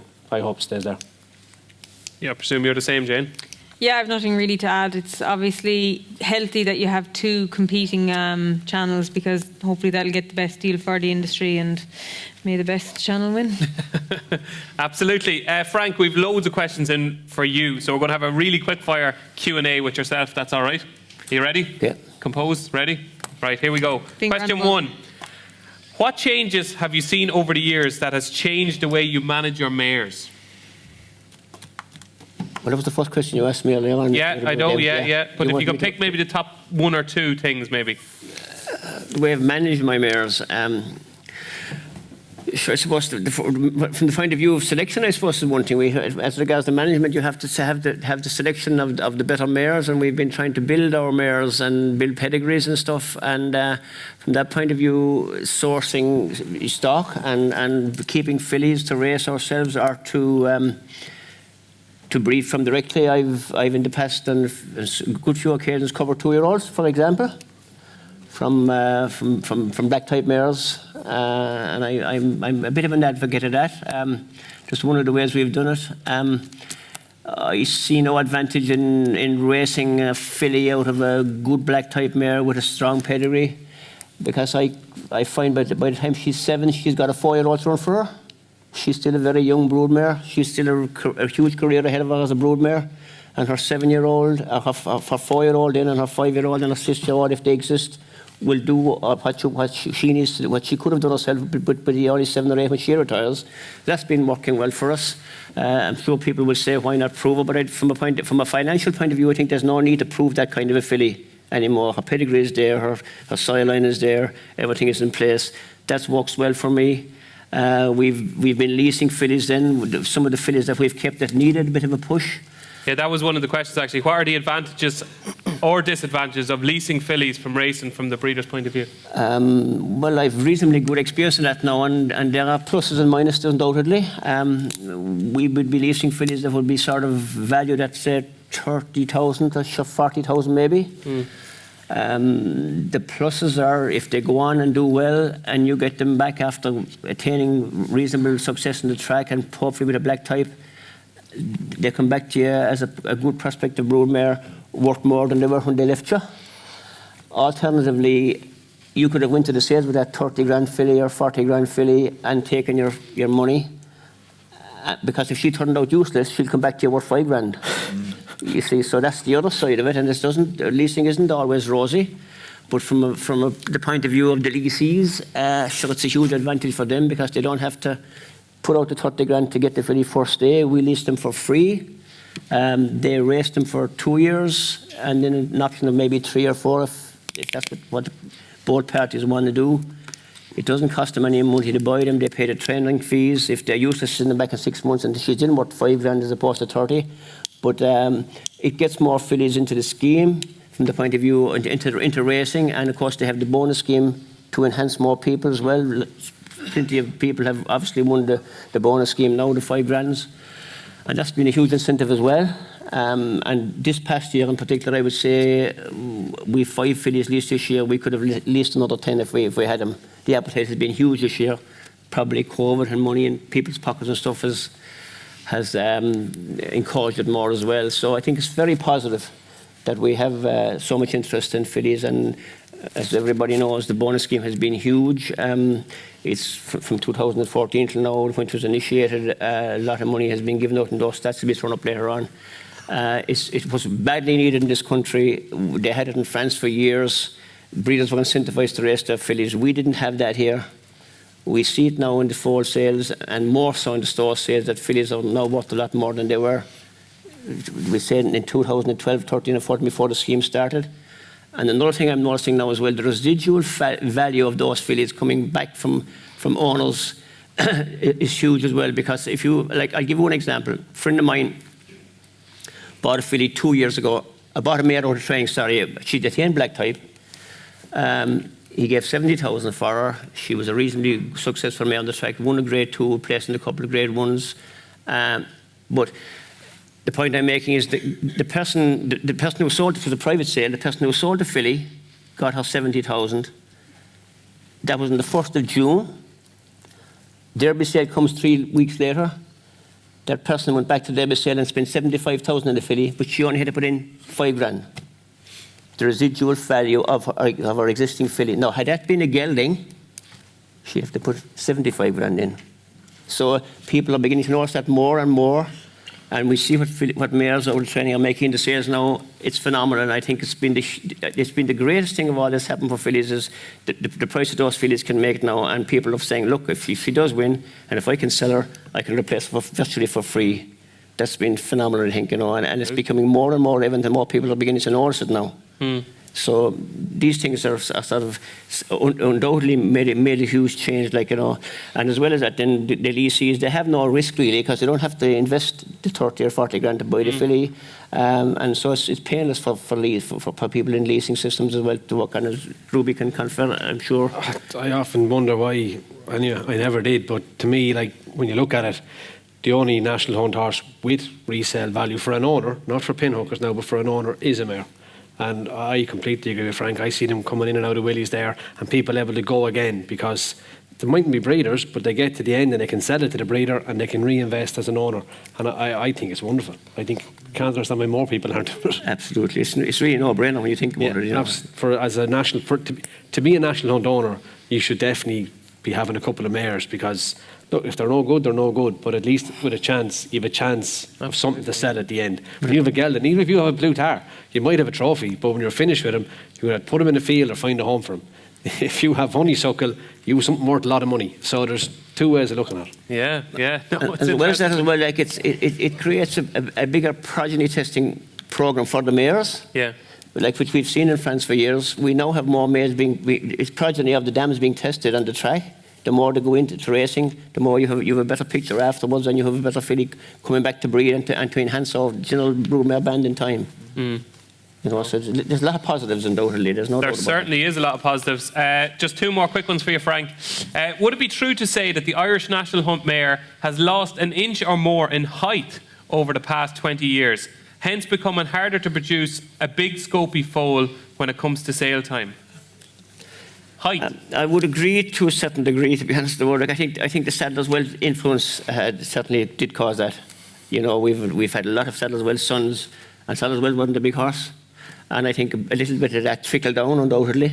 Right. But then we've come back with soils like Stowaway and those who were able to put more size and substance into our mares, and it has been an issue, and I think we have to be careful that it doesn't sort of get any worse. But I don't think it will, because because of the fact that horses with a bit more size are making more money.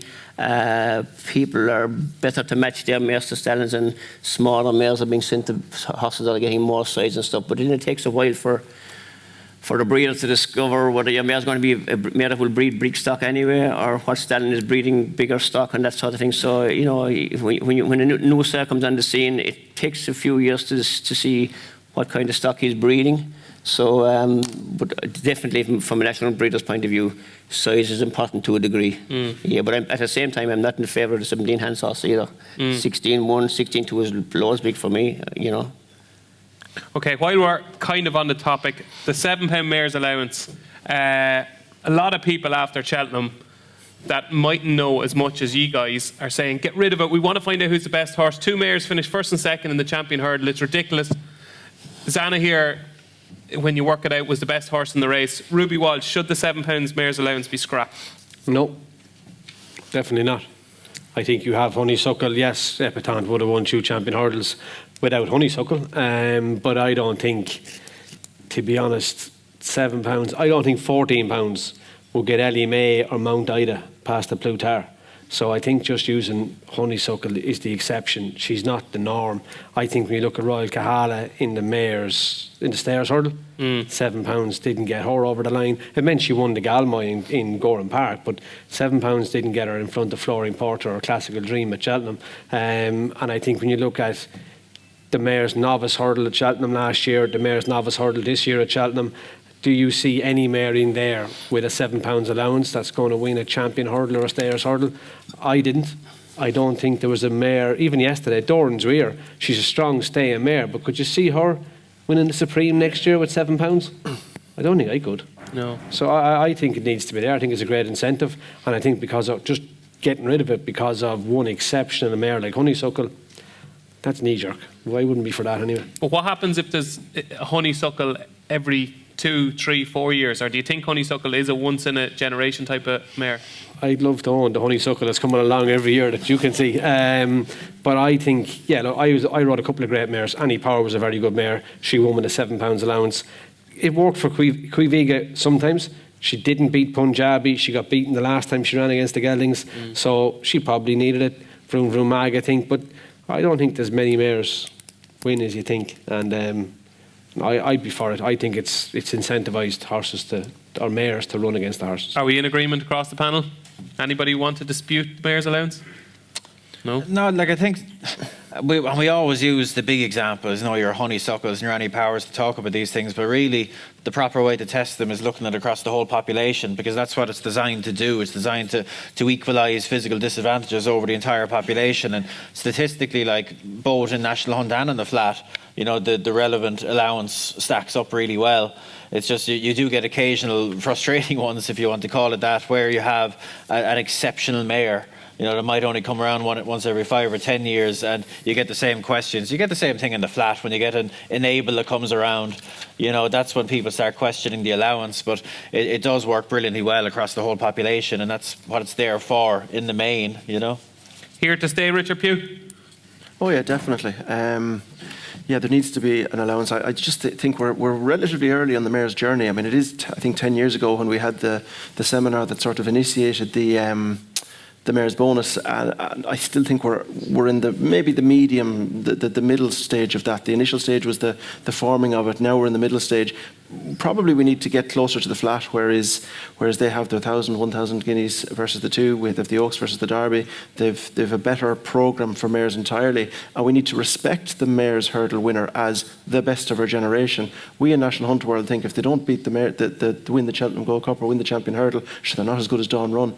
You know, Honeysuckle's done half of that, and people knock her for not going over fences. But until we get to a stage where the mares have the same opportunities as geldings, and this may never happen, by the way, but if we ever got there, that they're the same respect as they get on the flat for winning the 1,000 guineas or Oaks, and the same programme to do it, I think they need to have the chance against the geldings. Staying with you, Richard. Should point-to-point races for 4-year-olds have a max distance of 2.5 miles? They should have a minimum distance of 3 miles. The 2.5 mile stats are shocking in terms of the way the races are run and the amount of fallers they have.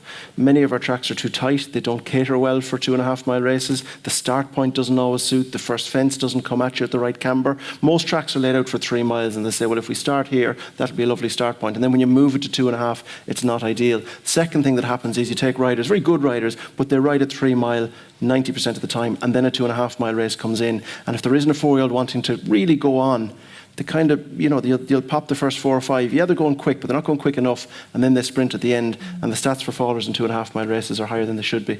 So I'd love to see them all over 3 miles. To me, what a point-to-point does is it teaches, Henrietta Knight mentioned this in the Nick Luck show recently, it teaches a horse to relax in a race and develop into a race and quicken at the latter end of a race. And if you have a keen horse, and there was nobody like Derek to do this back in the day, you know, to switch a horse off, get them to relax, get them to breathe, get them to jump, take them out of the race if they need to, and then you have time to develop them back into the race and let them quicken. That's the education it needs to be. It can't be a reckless selling ground for horses. It has to actually do its job and be a stepping stone for an animal going forward. And I've always been hugely supportive of them all being 3 mile. Here's one for you, Richard, now, and we had this conversation privately, so you're going to have to repeat it publicly now.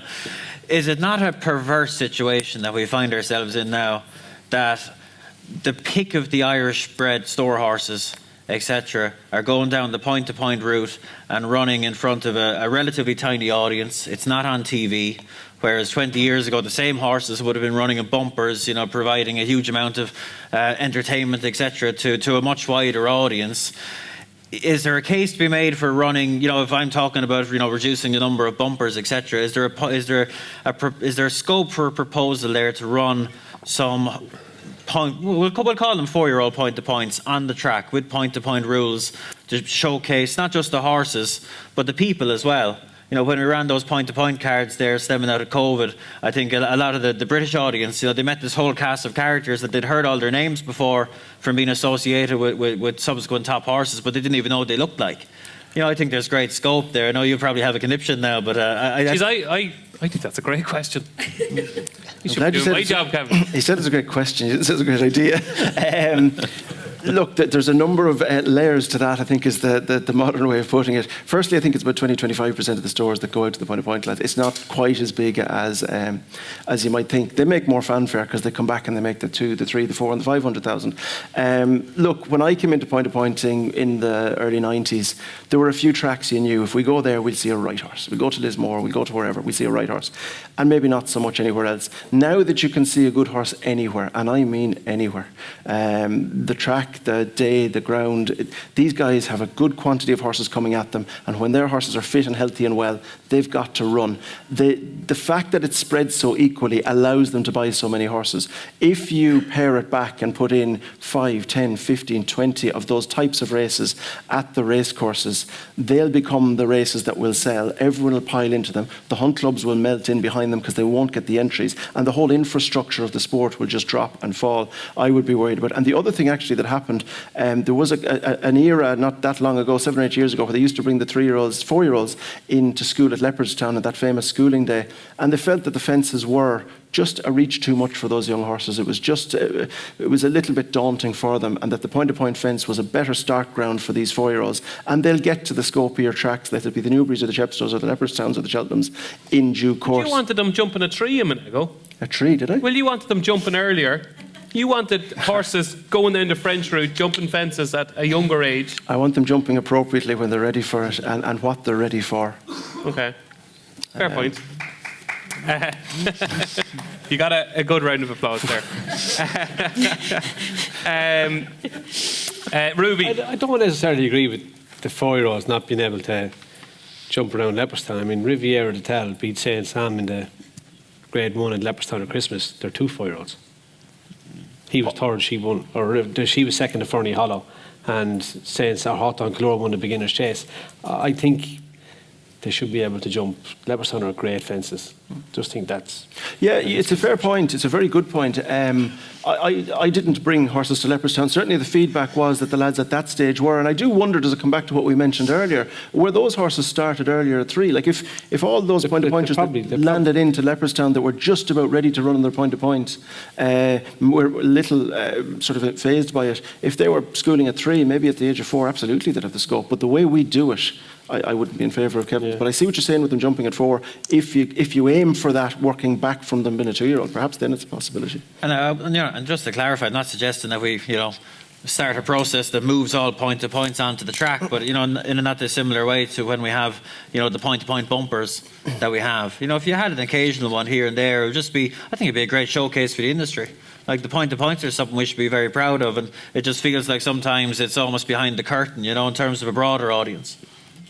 Yeah, look, I'm happy with the way that it works at the moment, simply because I think the spread that is needed, it often fascinates me, the commercial side of point-to-pointing, how it works. And I don't mean the commercial side of selling. I mean the actual ability to keep it just about right, 100 fixtures, just enough hunt clubs to run it. If we decide we've too many fixtures on the track, theoretically it can turn off Leopardstown for 3 here, Clonmel can be turned off for 2 there, and next year we can turn them back on again, theoretically. I know there's more to it than that. But if you turn off a hunt club, they're probably gone forever. So you're going, now, are we ready to turn this fixture off forever? We may never get them back. I haven't been at a point-to-point in Sligo for 15 years, and it's probably the only reason I'm sitting here that there was a point-to-point in Sligo, because they stopped and they're not coming back by the looks of it. And there's many other point-to-points I've been to that aren't coming back. So we don't have that luxury of stepping back and pivoting horses somewhere else. If we get that wrong and you lose the hunts, you then don't have the ability to come back. We've a very precarious position we found ourselves in. It works. I'd be slow to alter that side of it. So devil's advocate now, what if you don't lose the hunts? What if the hunts are taken away from you? What when the next insurance crisis comes and we don't find a solution? Where do we go? Oh, sure, listen, I mean, we saw that the race courses had an insurance crisis. What if? What if? Oh, that's a big what if now. We're racing under point-to-pointing at the moment. Like if we get into what ifs of that level, I don't know. I think we're going to be here far. All night. We probably would. That's a big issue. But at the same time, it could come again. Geez, it was a pretty close run thing. It was for the courses as well. Now, I mean, we had a scare on the track as well. It's a big issue for the sport to deal with. I think, to be honest with you, if we want to take the insurance issue, the way I would take it is this: my concern for point-to-pointing is accessibility. To me, national hunt racing there are many cogs in the national hunt wheel. There's breeders, there's trainers, there's owners, there's riders, there's all of that.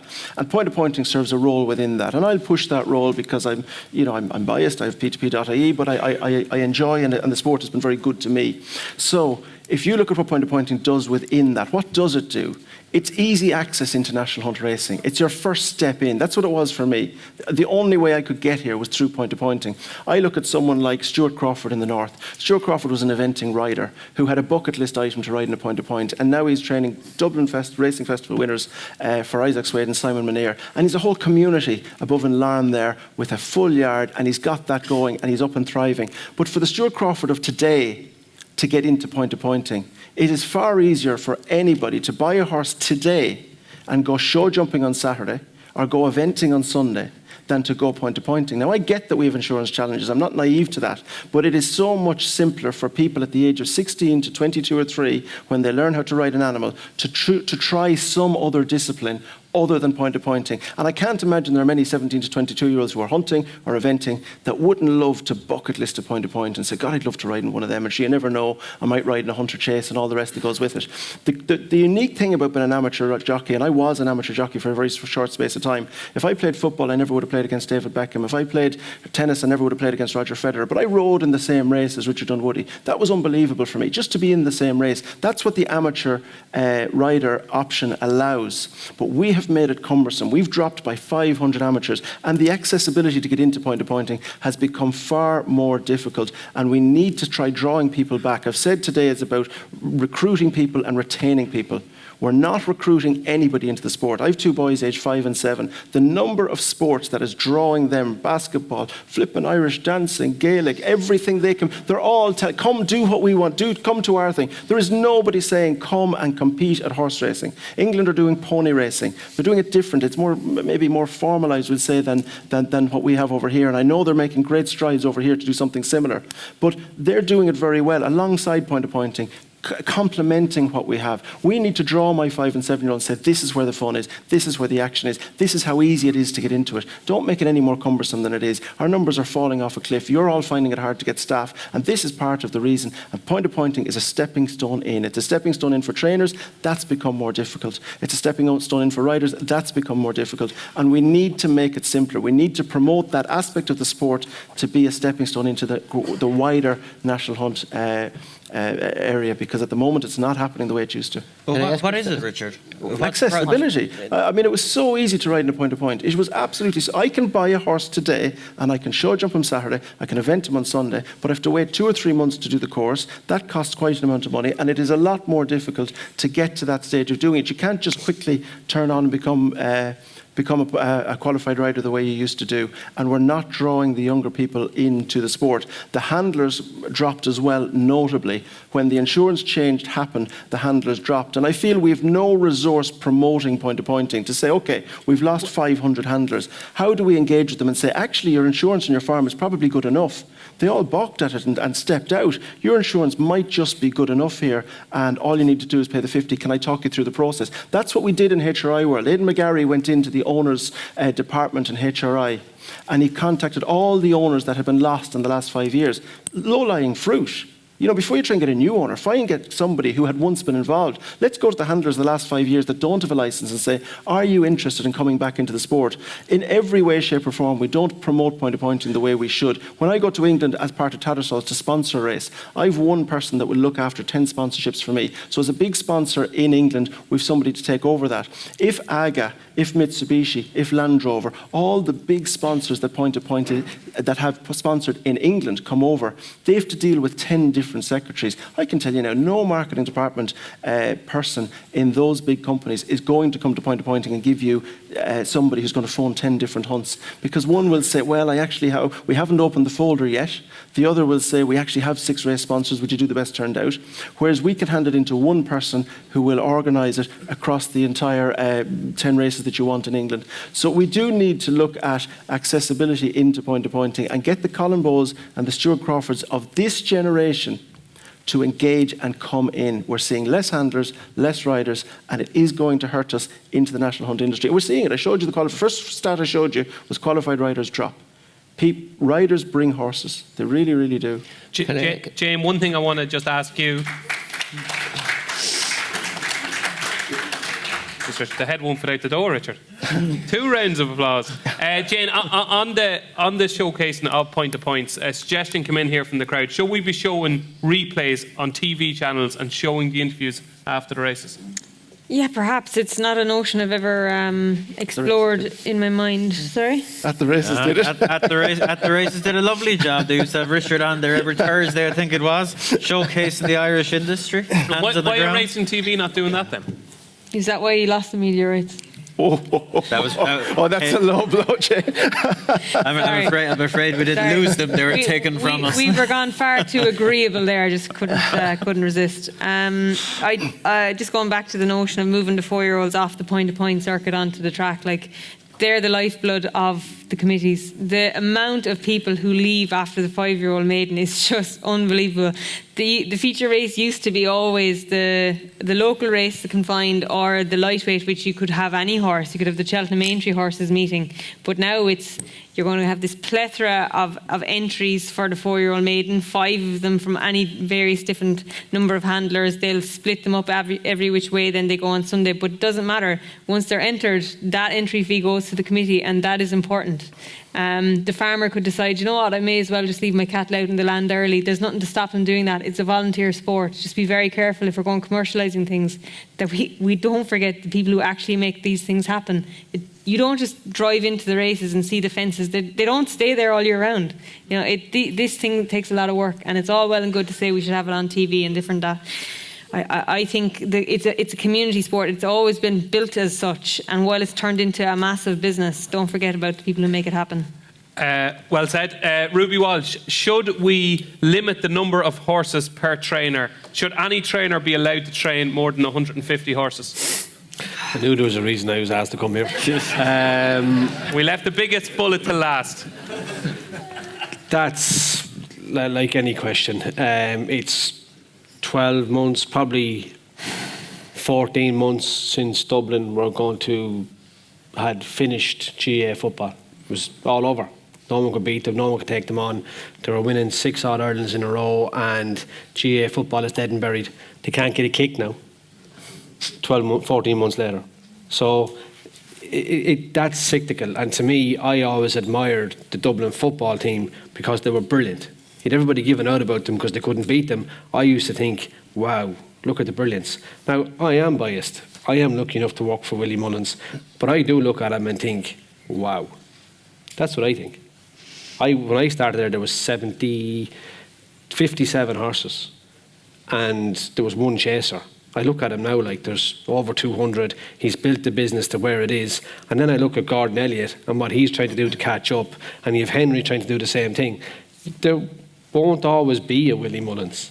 But if you can build a business like he has and kept reinvesting in his own business and putting all of their money back into it to make it, well, I think fair play to you. That's the way I look at it. I admire what he does, but I am biased. I work for the man, and I've worked for him since I was 16. So I am biased, but I think when Willie Mullins is dead and in 50 years' time, a generation will look back and speak of Willie Mullins like they speak of Tom Draper, like they spoke of Vincent O'Brien.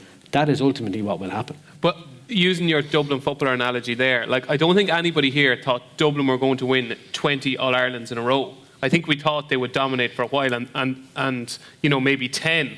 But I don't think anybody here would say in 10 years' time that Willie Mullins won't be champion trainer in Ireland or won't be leading trainer at Cheltenham maybe 5, 6, 7 times in the next decade. Like, it's not changing. But if I told you when I got off Cawdo Star in the Gold Cup in 2009, he'd won his 2nd Gold Cup. Paul Nicholls had won.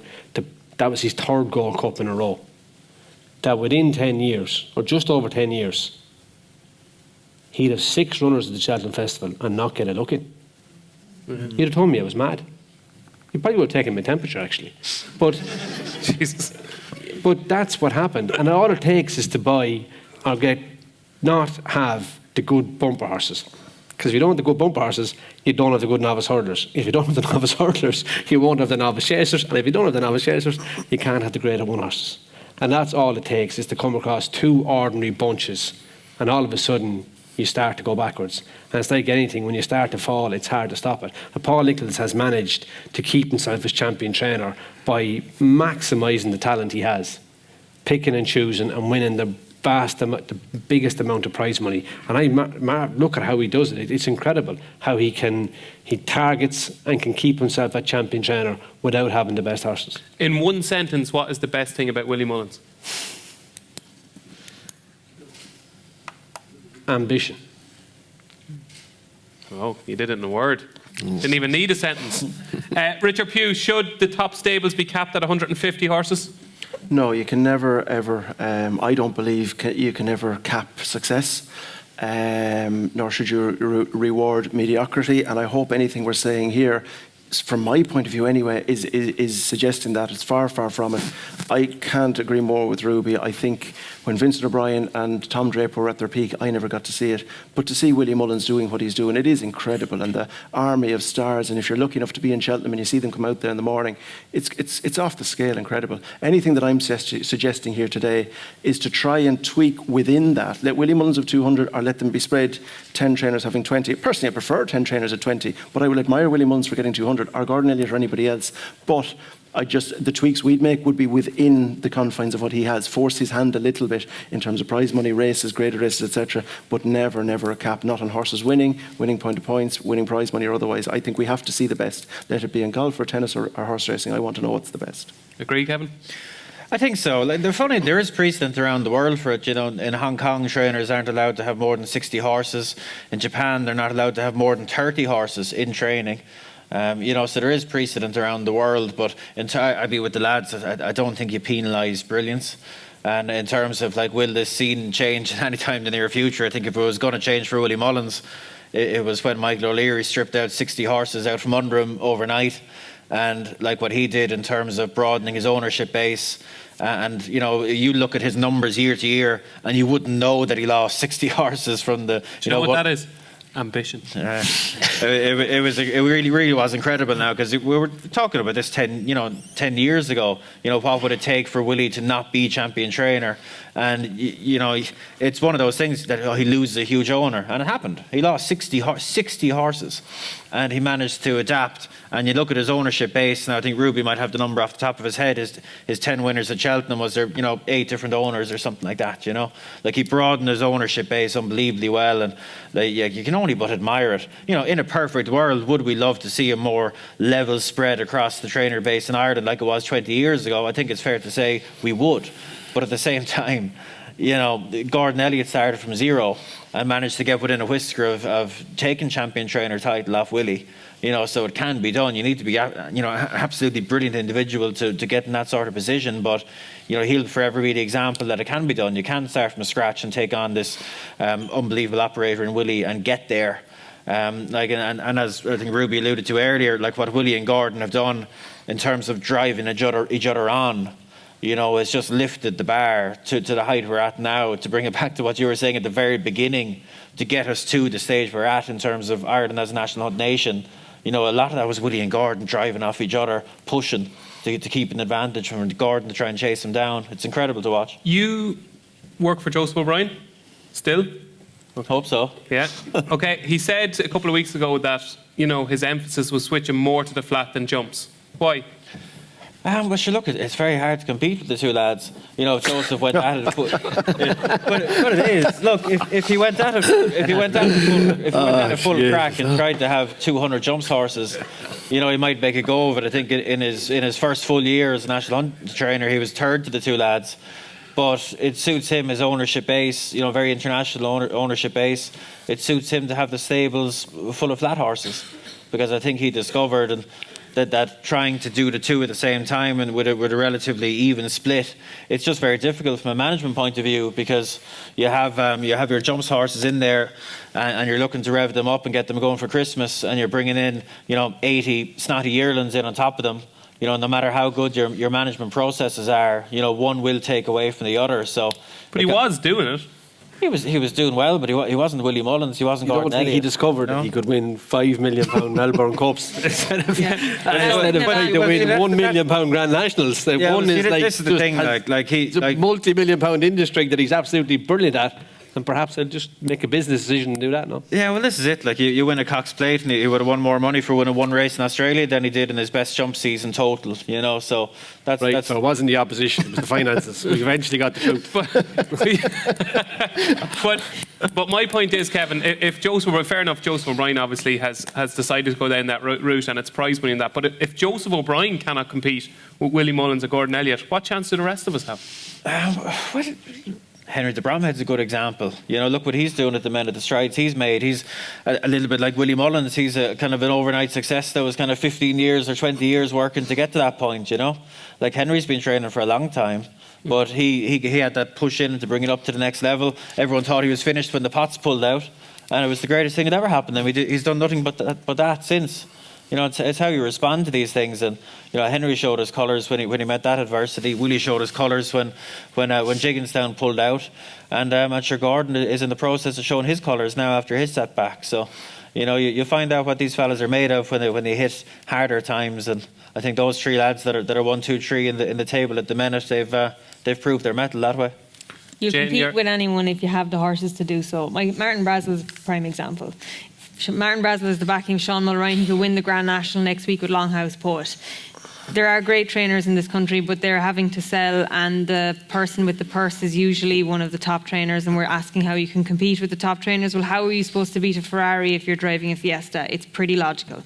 The other, you know, people will always give the example, Gordon's a self-made man, Gavin Cromwell was a farrier. It's just to get that start. Richard has alluded to that already with the point-to-point field. Joseph's decision was pretty much prize money. And that's just the logical, and it was the right decision for him. Good, solid advice from Kevin Blake. And maybe the race planner was steering him to Melbourne Cups rather than to Cheltenham Festival. Right, we're gonna ask. Hard to win at Cheltenham. Yes, it is. We're going to ask each of the panel for a possible solution to these challenges that the national hunt industry is facing in a couple of moments. So think of one thing that you really, really want to happen. If we were all to sit back here in 10 years' time, what do you hope will have happened in those 10 years? But before we get to that, obviously there's a big race on Saturday. The Randox Grand National is on in Aintree. So I want a Grand National tip from each of you. And Ruby, I want a double from you, because I want a Grand National tip, and I want one other horse that's running at Aintree this weekend, or Thursday, Friday or Saturday, that you like. Just to back up what Jane was saying, look, Longhouse Poet has a great chance, but like my dad has 14 horses in training, and he's the second favourite for the Grand National. So Owned by JP McManus. I'll be rooting for any second now. Might be owned by JP, but he's still trained by a small trainer, and I'll be rooting for any second now. I hope he can win. I think he's a great chance. Delta Work is a massive chance. Longhouse Poet and Fiddler on the Roof. I think one of the four of those horses all have the pace to go forward, hold a good position, and I think they're forward have a great chance. And obviously it's heart and head with Any Second Now. I think we all give Any Second Now a big chance. But of those, is there one at the top of your pecking order? I should be Any Second Now. I'd be rooting for him, but that's blood is thicker than water. And over the 3 days, anything else that you like? Will you sending over a decent enough team? Not really. Kenboy goes. He's a chance in an open race. What about El Fabiolo? I was liking him in a novice hurdle. Yeah, I'd say John Bond will be hard to beat, myself. I thought Ashrow Diamond had a good shout in the mare's bumper. But I fancy anything else mad strong.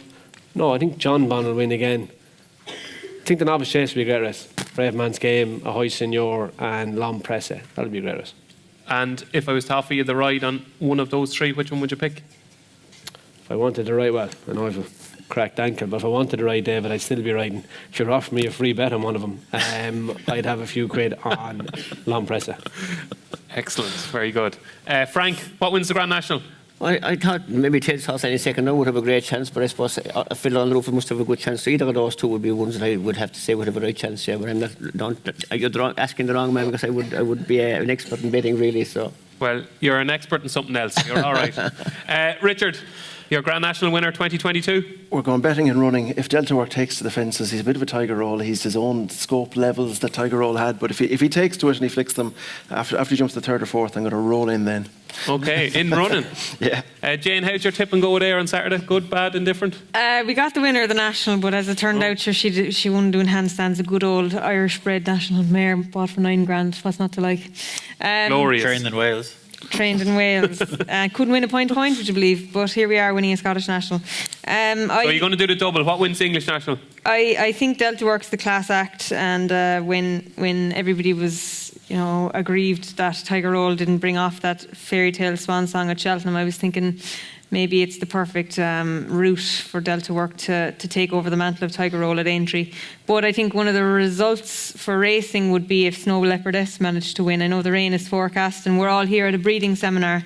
She has a foal, she broke down. She was 2 years in a paddock with her foal, and I think that would be a magic story as well, just for a personal touch to the Aintree Grand National this year. Excellent. Kevin Facker is back in the Marsh Chase, registered as the Melling. 11th 8 favourite. Will he do the business? Yeah, sure. The only good jumps horse poor old Joseph has. Poor old Joseph. So what's the only Do you want to pass around a basket around the crowd? There'll be a collection plate on the way out, lads. There will be full. No, look, sure, it was decided to miss Cheltenham to avoid knocking heads with Allaho again, and it comes here fresh. And sure, the more rain that falls, the better now. And I don't see a huge amount to be frightened about with the English now. So hopefully he'd get the job done, but it won't be a working man's price as such. So No.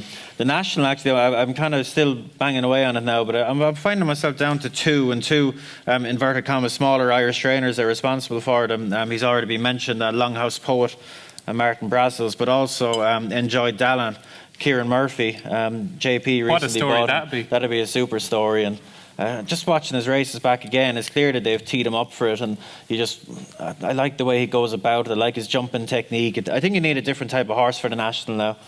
You know, the different type of jumper. You know, one that isn't too wasteful. You know, can flick through. And I think him and Longhouse Poet seem to have the right style. They both have the right profile.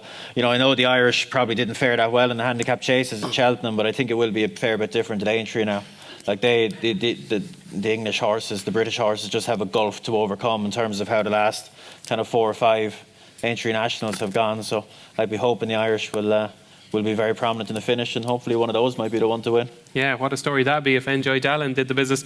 I actually like an English horse. I think Fiddler on the Roof has got a massive chance of 155. And not to sound too much like a Cheltenham preview night, but a horse that I was very keen on for Cheltenham that missed the festival was a horse called Might Eye, that's trained by Harry Fry, and he runs in a handicap hurdle at Aintree on Friday, and I think he's the best handicapped hurdler in England off 135. That's Might Eye in the 145 at Aintree on Friday. Right, back to business anyway.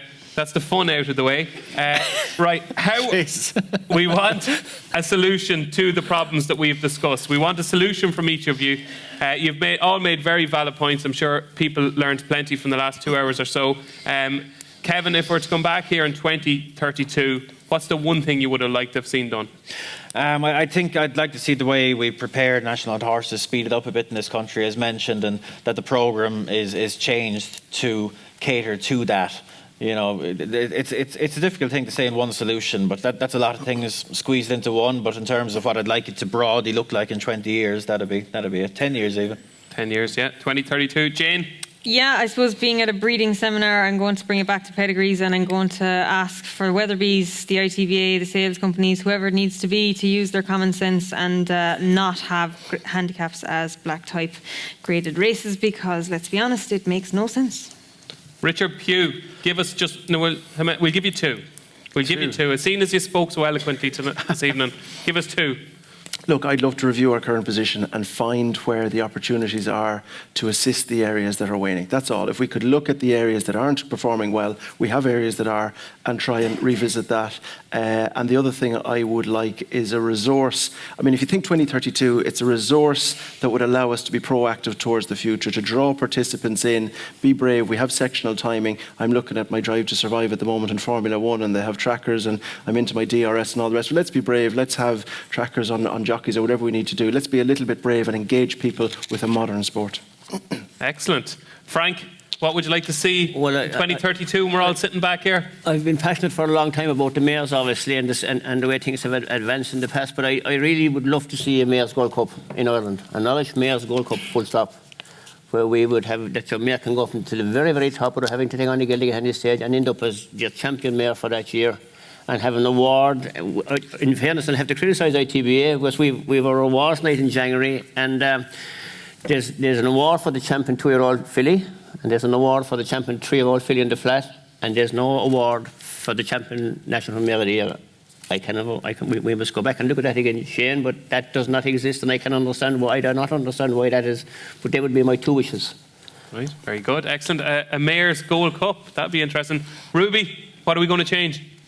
I probably hope in 20 years' time, David, that we have what I think are as fewer problems as we have now in national hunt racing, to tell you the truth. I think it's incredibly strong, so I think if we can keep going the way it's going, I think it'll be brilliant. But I think the Mares programme has been massive. Mares Bumpers, the Mares Novice Hurdlers, and especially the Mares Novice Chase programme. But I think if you got them racing earlier, through the bumpers, through the novice hurdlers, through the novice chase season, and retired quicker, we could speed up the breeding process and produce more of them. Excellent. And there you have it, folks. We've got through plenty there. I hope you're able to take it all in. We knew they were a star-studded panel, and I think they've certainly produced the goods. My thanks to Ruby, to Frank, to Richard, to Jane, and to Kevin. Thanks for being such an attentive audience and for all your questions. I'm sorry I didn't get to them all. There's about 20 or 25 here that I didn't get to, but I tried to read the ones that I could. And they were all very informative. And thanks for your cooperation and attention. So over to you, Shane. Thanks, Kevin.